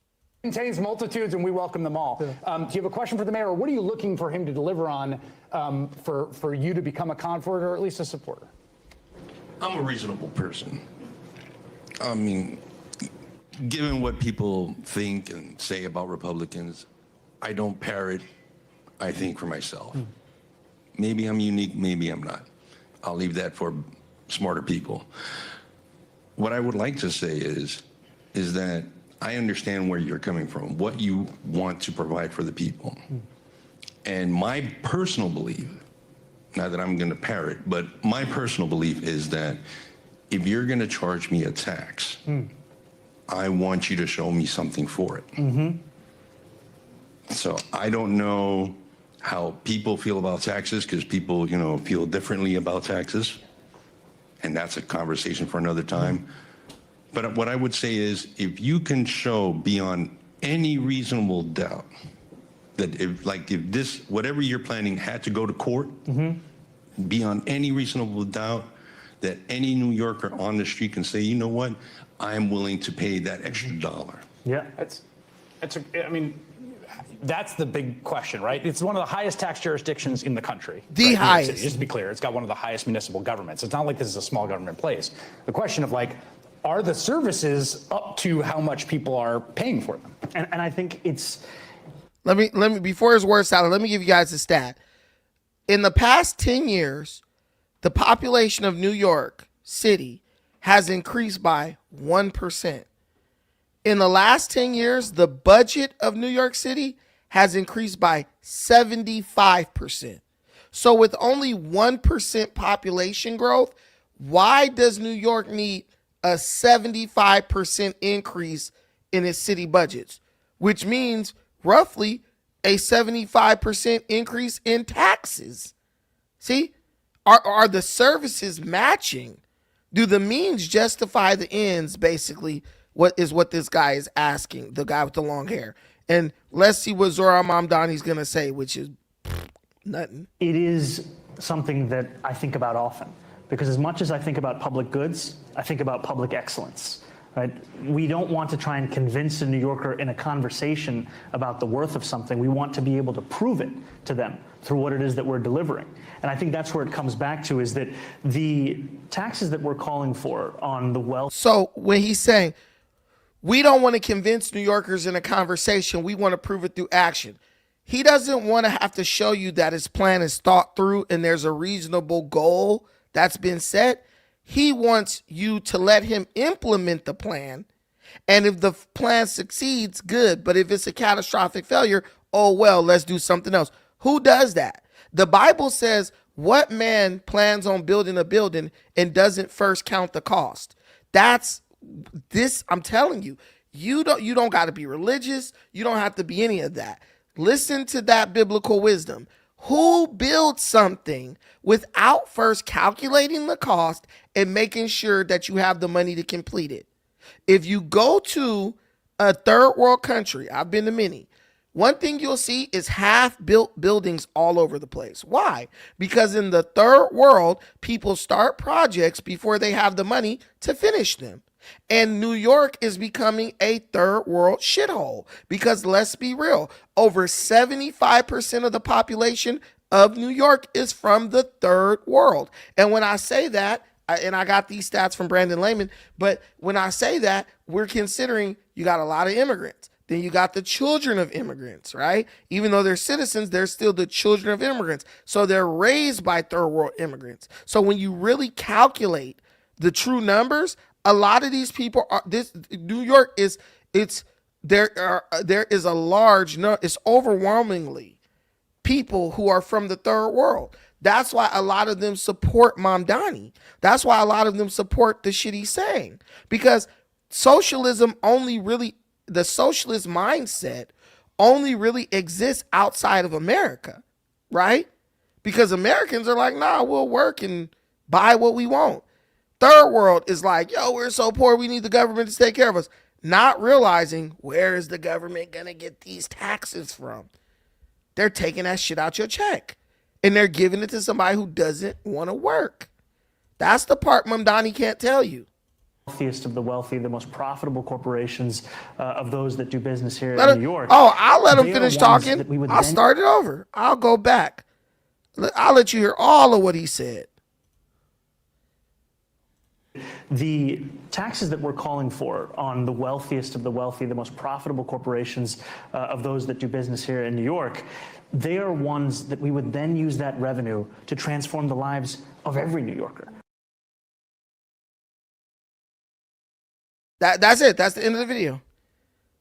We'll use that money to transform the lives of every New Yorker. Guys, anyone who falls for this is ignorant.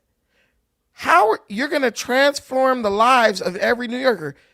But guess what? You're going to transform the lives of some of the New Yorkers for the bad, and you'll transform some of them for the good.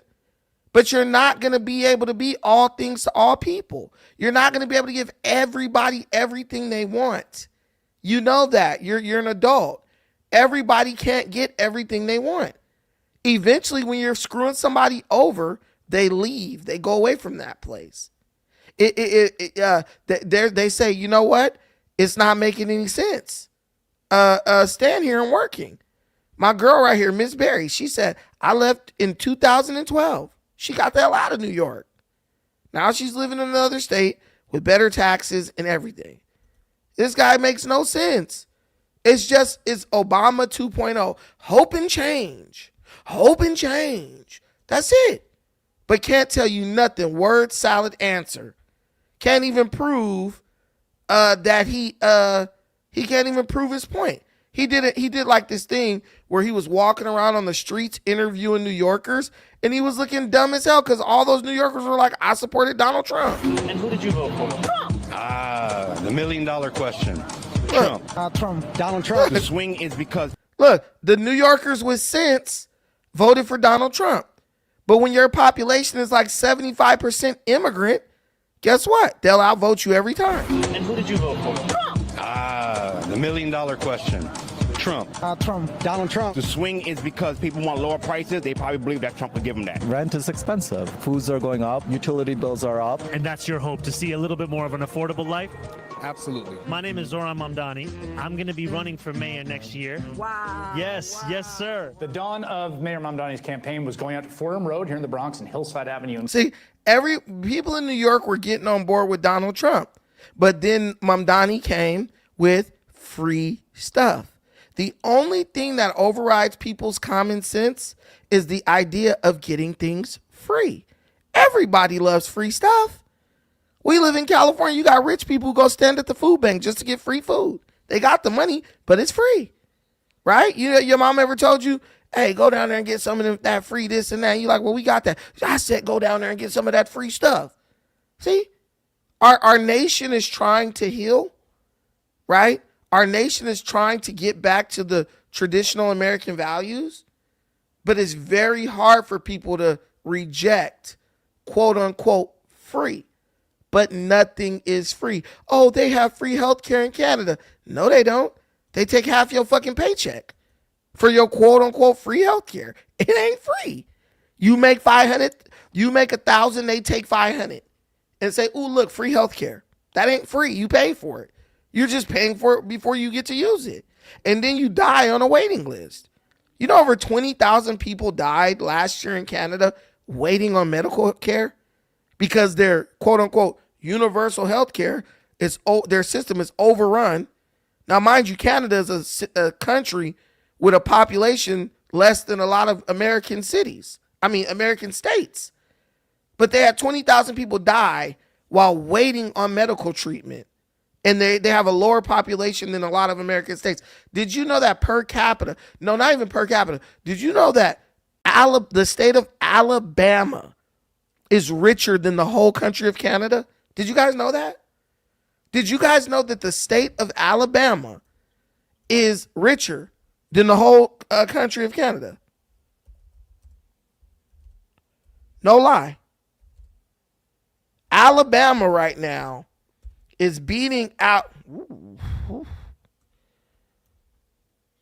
Alabama is beating out Canada, the whole country. Free healthcare, right? Free healthcare. Per capita, they're literally destroying Canada right now. In their GDP. It's bad. It's really bad because no one wants to invest in Canada. Nobody. Because Canada is overrun by illegal immigrants who want to live on welfare. The people there who work, they're like, fuck working. I'm not going to work so my money can just go to illegals. They're not going to do it anymore. They're sick of it. They're fed up. And if you guys don't believe me, I'll give you this link. Mercedes-Benz just signed a contract with Alabama to open up a factory over there. They beat out Canada for that factory. A huge. Is Canada? Look, I'll show you guys. You guys don't believe me. Go check out this video. Is Canada poorer than the U.S. state of Alabama? That question was at the center of some debate this weekend.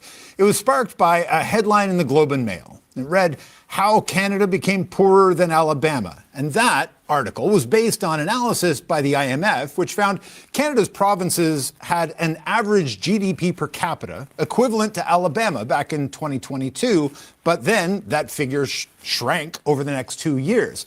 This whole episode has sparked an awful lot of debate among experts. Some said GDP per capita is a lousy way to measure wealth and prosperity. Economist Jim Stanford with the Center for Future Work wrote, "This far-fetched conclusion reflects deep flaws in the use of per capita GDP as a measure of prosperity and living standards.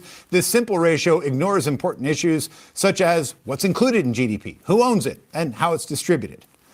So, how did we get here? And what do you really need to know about the state of Canadian economic growth? Well, for that, we turn to economist Mike Moffat, who joins us now. And Mike, I'm going to ask if Canada's poorer than Alabama, but before we even get there, is that the right question that we should be asking as we're trying to figure out where we are and where we need to be headed? No, I don't think it is. I think we need to ask ourselves, are we doing better in a more holistic sense? So, not just what GDP tells us, but, quality of life, standard of living, inequality, and so on. This guy is an economist. He knows Canada is shittier than Alabama, but he says, don't look at GDP. He says, look at quality of life. Oh, we have a more peaceful, more scenery, more greenery, but you can't afford to live. I have a friend living in Canada right now. She's like, everyone in Canada is talking about trying to move to Texas. Excuse me. Think about that. You got people in Canada wanting to move to Texas because it's so shitty. Well, I'm just telling you, you guys can go watch this video. And I also think, at the end of the day, we should be asking ourselves, are we doing as well as we could be doing? I think that's the most important part, that I don't think we should be trying to compete with Alabama, but rather, I always thought in sports, I always wanted to be better today than I was yesterday. And I think Canada should be taking the same attitude. We should be trying to be better than we were last year. He's admitting that they can't even beat out Canada. We shouldn't be trying to beat. It's like them saying, don't play to win, just play to have fun. A whole country that can't compete with a little tiny little dirt rock of a state. Think about that. But this is what y'all want. Y'all think people won't leave New York. People will leave a whole damn country if business conditions are not good. not comparing ourselves to one of 50 U.S. states. And I should note, everybody should go out and read the piece in the Globe. I think it's smart. I think it's a really interesting jumping off point to have a broader conversation about the Canadian economy. And if GDP per capita is the one we're going to use, sure. But the point of it is to have a broader conversation. You looked at a whole bunch of figures. You were tweeting about this over the weekend, not just GDP per capita, measuring, are we better off than we were 20 years ago? And the interesting thing that jumped out to me was the only one that seemed to have improved over the last number of years was, in fact, GDP per capita. Everything else is in pretty precipitous decline. Yeah, there's this kind of... Man, yeah. Guys, go check that video out. It's more. Let's look at Lee Young-hoon. Tariffs are hiking up prices. ICE is wrecking local economies. How is ICE wrecking local economies? And the war is driving up gas prices. To top it off, my taxes are paying for the war itself. Lee, you just reminded me I need to watch Rush Hour when I'm done with this. This makes no sense.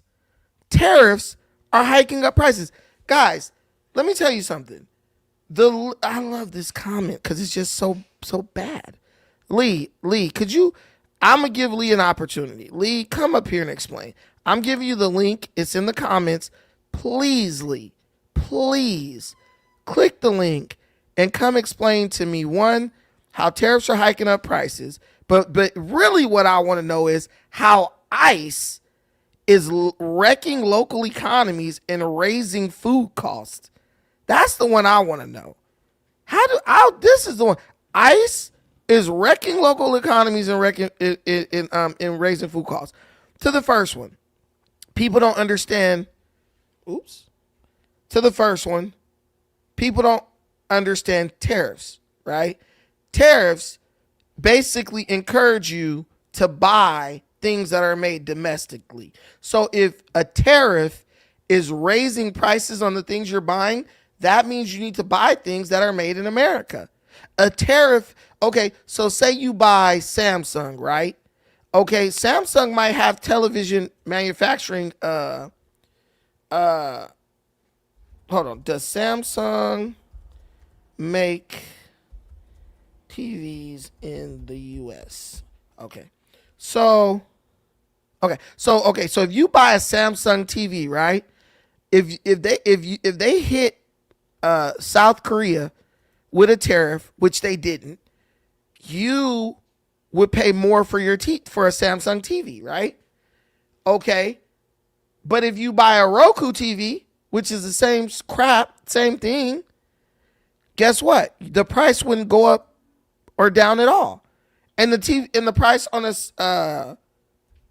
Samsung wouldn't go up at all either, because they didn't get hit with no tariffs, because South Korea is a cooperative country with the United States. So I would say whether you're impacted by tariffs is really based on what you're buying. Everyone knows that. But if you don't want to get hit with taxes or tariff price, there are TVs that are made in the United States, flat screens, Roku. You got Skyview. I never even heard of that. And then you got Sunbright TV. There are TVs made in the United States. But I know Roku for a fact. That's a big one we all know. But then they have all these other televisions that are made in the United States. Sunbright and Element Electronics. You won't get hit with no tariffs, taxes, or the price won't be raised because of tariffs. So tariffs are just encouraging you to buy at home. And what that does is that encourages people to manufacture things at home. So tariffs are a good thing. Travel the world, go buy baby lotion for your baby. Johnson & Johnson is going to be $20. The baby lotion made locally is going to be $2. Thus, you're going to buy the $2 baby lotion that's made in that place. Travel, people. Get out, see the world. You'll learn a lot about how things work. So I have no issue with tariffs. The only people who have issues with tariffs are people who are addicted to foreign brands. I'm not. I'll buy the Skyview TV. F it. Or the Roku. Right? Or the Samsung, which is what I got right now. But Samsung didn't get hit by tariffs because Trump didn't impose tariffs against South Korea. Okay. So also, ICE is wrecking local economies and raising food costs. Come on, man. Joe Biden, ICE wasn't running the streets and food was astronomically high under Biden. So we know that ain't what that is. What's raising food costs is energy prices. Energy prices raise food costs. So if you want to say like the war in Iran is hurting America and making gas high, well, where I live in California, America doesn't need gas from Iran. So that's not raising fuel prices. It might raise the fuel prices in California where I live because let me tell you guys a fun fact. Did you guys know this? California, the reason why California's gas prices are impacted by the war in Iran is because California pumps oil out of the ground. Now, mind you, we used to have like over 30 refineries. We shut them all down. We recently shut down 2 more. We got 3 refineries left in the whole state. California pumps oil out of the ground, y'all. We put that oil on ships. We send those ships to China. China refines the oil for us. Then they ship the oil back to California. That's why gas in California is so cheap. But then we send gas to Nevada, and the gas that we send to Nevada sells for $2 less than it sells in California. Are you really going to sit here and say that the war in Iran is driving up gas prices? We literally pump oil out the ground in California, ship it to China, let them refine it, then ship it back to California. Why can't we just refine it in our own refineries? We had almost 40. I think we had over 40 refineries in our state. We shut them all down. This is not stuff that's created by wars in Iran. This ain't stuff that's created by Trump. This stuff is created by horrible Democrat policies. Why are you shipping oil to China to be refined? You claim you want to save the environment, but China's refining processes are way dirtier than California's. And then you bring it back into California and sell it for an astronomical price. This is stupid. This is absolutely dumb. And you'll blame that on Trump and ICE? No, you're wrong, Lee Young-hoon. You're wrong. You're 1,000% wrong. The war in Iran ain't causing your oil prices to go up. Oil being traded on a global market is what's causing your oil prices to go up. That's it. Me too. I'm extremely happy with my vote as well. But yeah, it doesn't make sense. So guys, we've been here for almost 2 hours.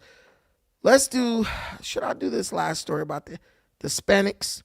Let's talk about these Hispanic people, man. I was going to give them a break tonight, but you know what? I got to stay true to the game, man. So basically, there is a situation in California where we are about to select our next governor. Yay for us. But there's a problem. We have a bunch of people in our state who, though they are suffering under horrible Democrat policies, they don't care. They don't seem to care about having a better life, right, in the state that they live in. All they seem to care about is the color of people's skin, right? And those people are the California Hispanics who are supporting this horrible guy named Javier Becerra. This guy, I mean, everybody I think can agree that Gavin Newsom did a horrible job running this state. But this guy, Javier Becerra, seems to believe that Gavin Newsom earned an A grade, in the way he ran California. And we all know that that's a lie, but this guy is currently surging in the polls behind a strong Hispanic support for governor. Let me play this for you so you can see this nonsense. What grade does he get on homelessness, and what, if anything, would you do differently? You have 60 seconds. Frank, I would say that the governor has made efforts. We've seen him come down to Los Angeles, actually go out and try to clean some of the streets.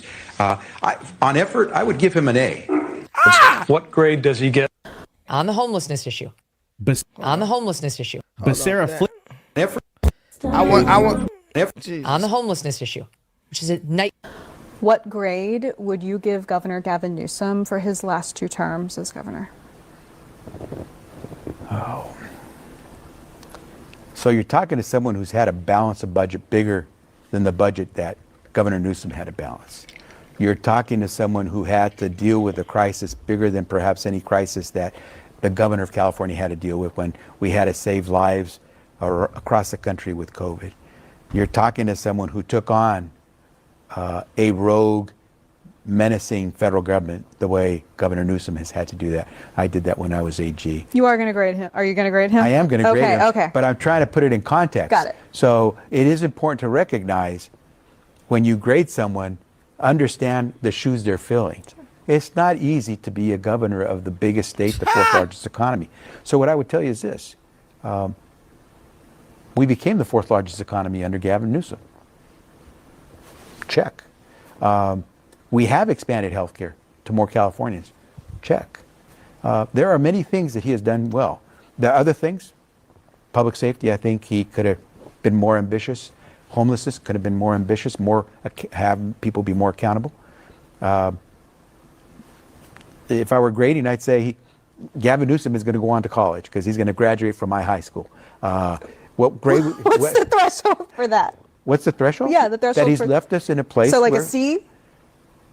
Well, I mean, you could go to college with a C. It's a lot more difficult. But I think he has done many of the things that we have asked him to do.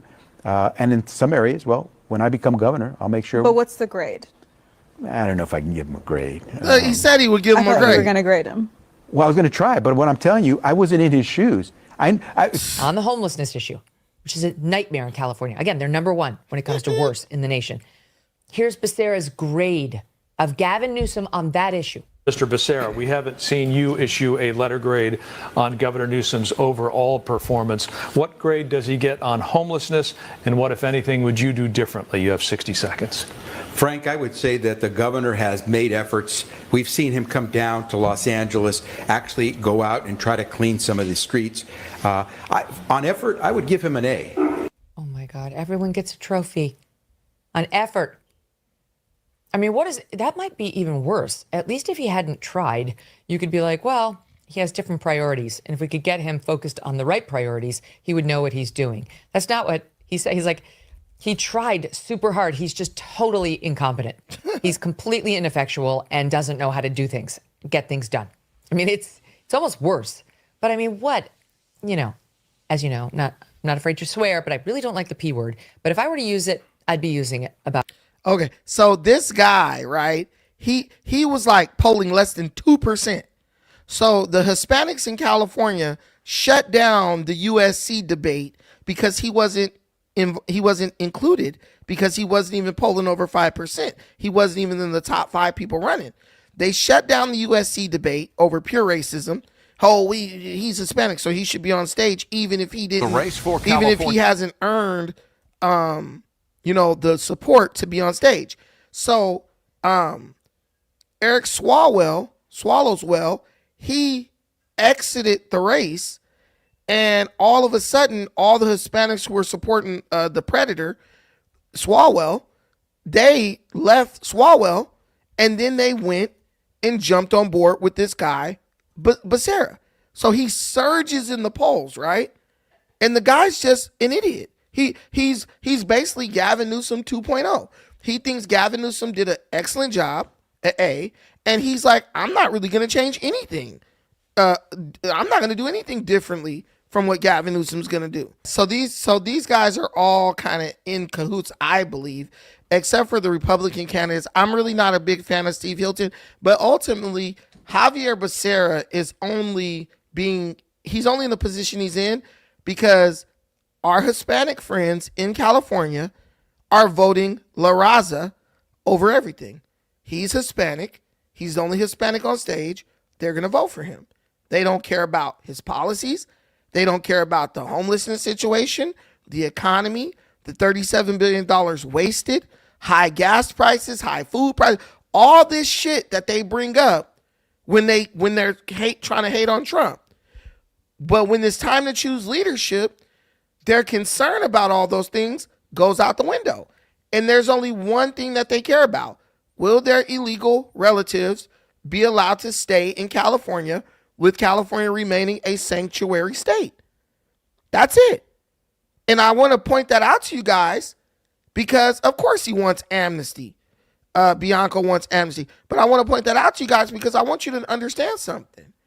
When people try to pull at your heartstrings and appeal to you based on one or two things that they think are important, understand they're telling you, hey, I give a F about this more than I care about you and your kids being able to afford to live here and thrive here.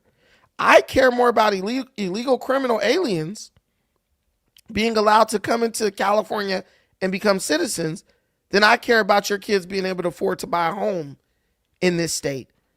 More than I care about your kids being able to afford groceries in this state. See, that's the whole situation right here.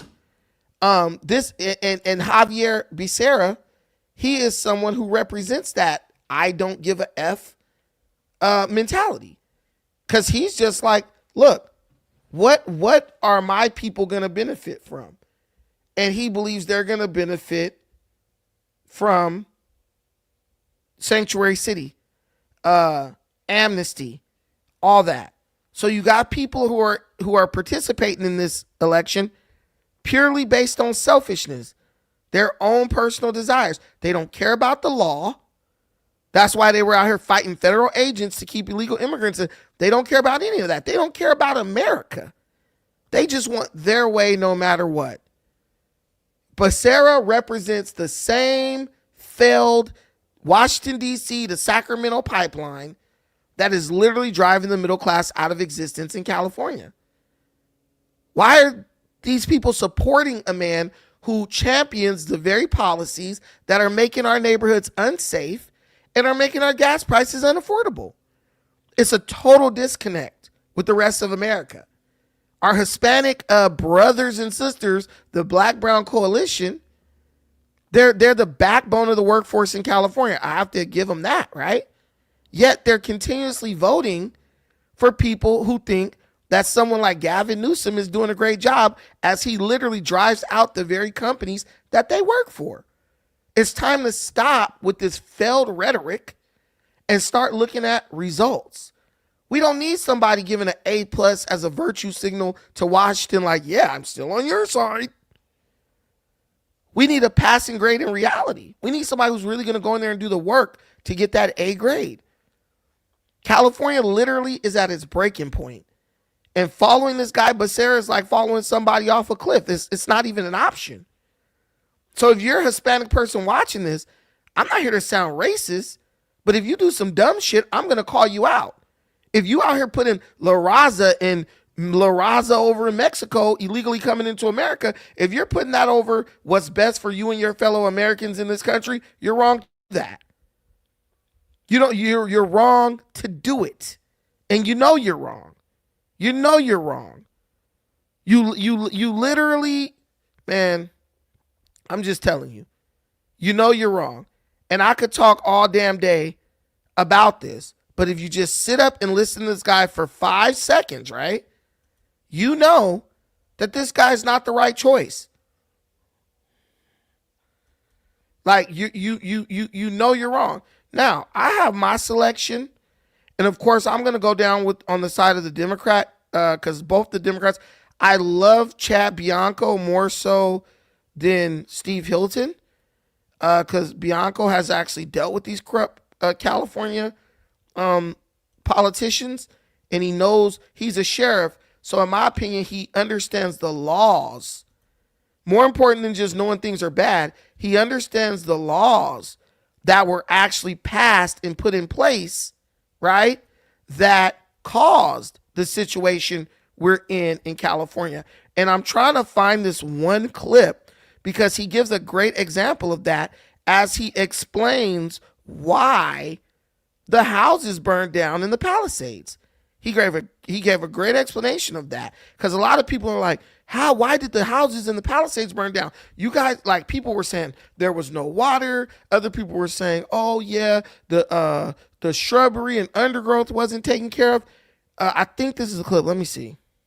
Absolutely ridiculous. We're lying to we're not taking responsibility for failed Democrat policies that have brought us here. But fear aside, time is ticking. About a week from today, they get rid of Bianco quick. They only afraid of in front of this audience of college students. Let's see. But actually, I'm terrified that one of these people are going to be here. More fiery debate than last week's. Take a look.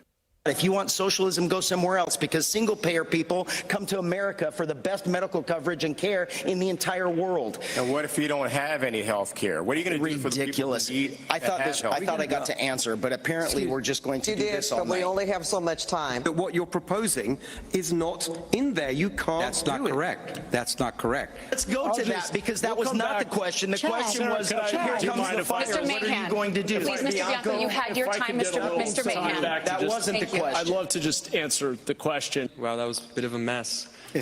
But beyond the mess, some answers tonight from the candidates on the most pressing issues, including affordability, especially when it comes to housing. The solution here is not a silver bullet.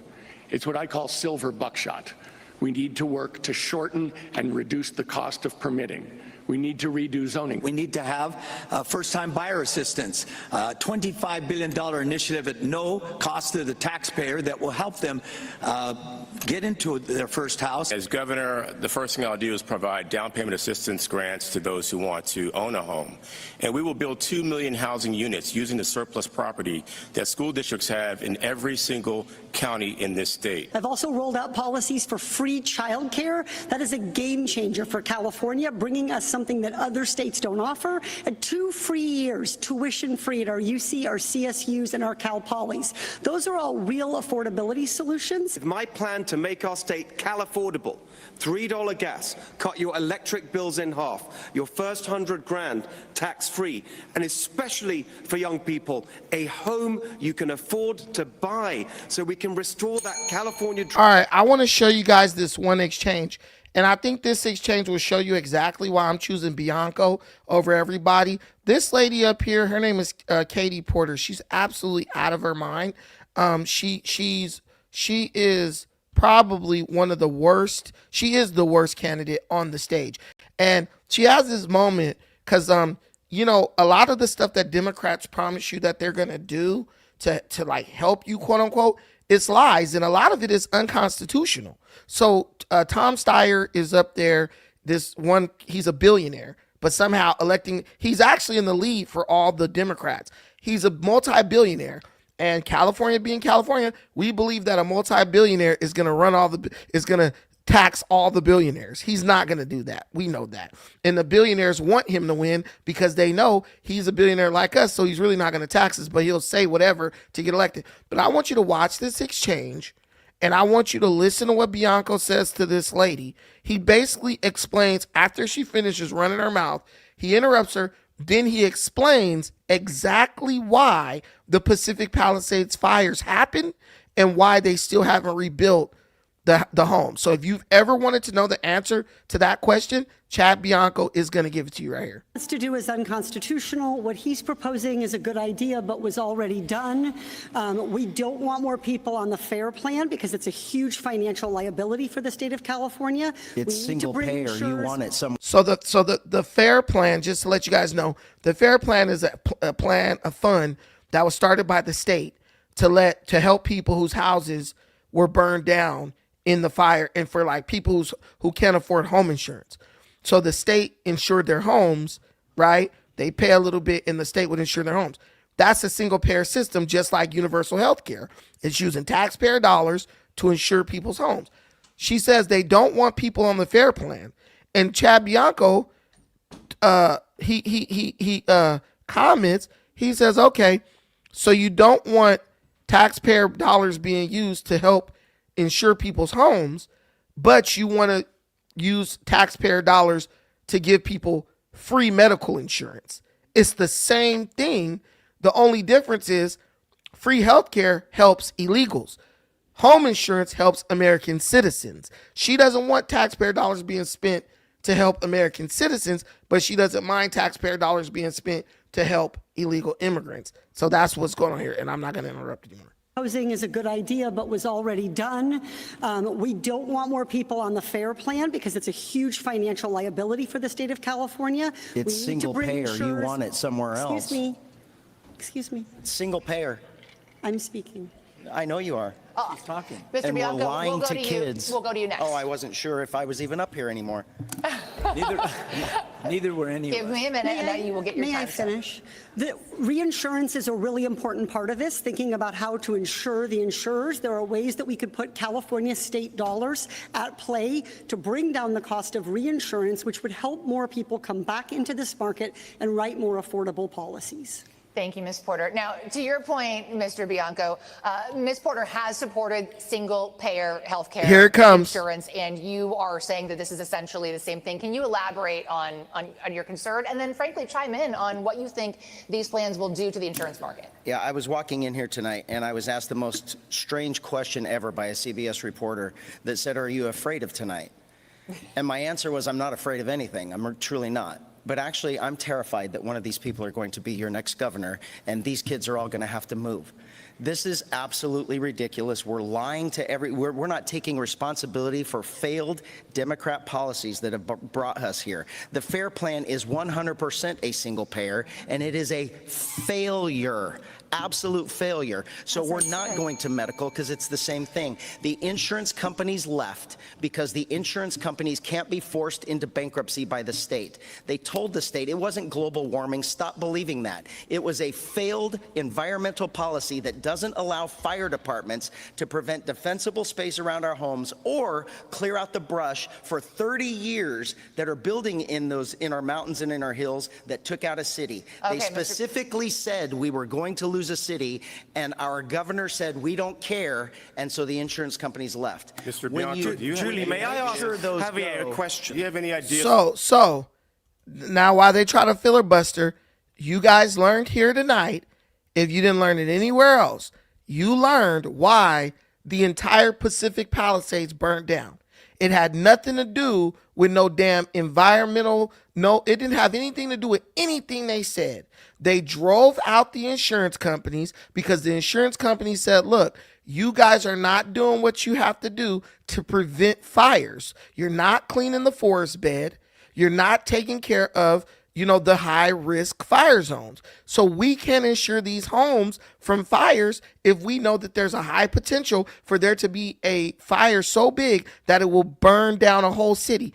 Gavin Newsom said, I don't give a F, because he was trying to pander to the environmental agencies, to the different environmental groups, right? Because they give a lot of money. They give a lot of money to people running for office if you agree that you're going to not do anything that impacts the environment in a negative way. He diverted the LA River to save a tiny little minnow fish from extinction, allegedly.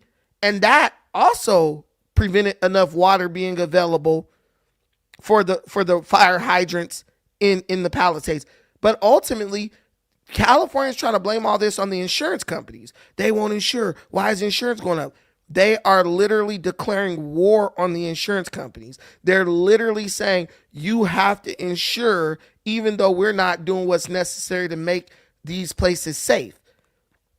Insure this house from fires while we allow shrubbery to grow all over the house and make it illegal for the owner to clear the house out.